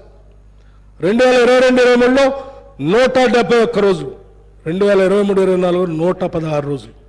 అధ్యక్ష ఇది రాష్ట్ర పరిస్థితి. ఇక ఓడి అంటే అధ్యక్ష అన్నీ అయిపోయిన తర్వాత ఇక ఓడికి పోతాం. ఓడి పోవటం అంటే మీ దగ్గర ఏం లేదు, మీకు ఏదో ఇస్తూ ఉన్నాం, తప్పదు కాబట్టి పాలన నడవాలి కాబట్టి ఇస్తూ ఉన్నాం. ఓడి చూస్తే అధ్యక్ష ఒకసారి చూడండి. 2015, 16 నంబర్ ఆఫ్ డేస్ 2 రోజులు అంటే మొదటి సంవత్సరం. 2016, 17 61 రోజులకు వెళ్ళిపోయింది. 2017, 18 120 రోజులు, 2018, 19 115 రోజులు, 2019, 20 162 రోజులు, 2020, 21లో 2243 రోజులు, 2021, 22లో 308 రోజులు ఓడీలో ఉన్నారు, 2022, 23లో 328 రోజులు. ఇంకా సరే 2023, 24 ఇంకా కొన్ని రోజులు ఉంది. ఇది 2214 రోజుల్లో ఓడీలోనే ఉన్నాం. ఇది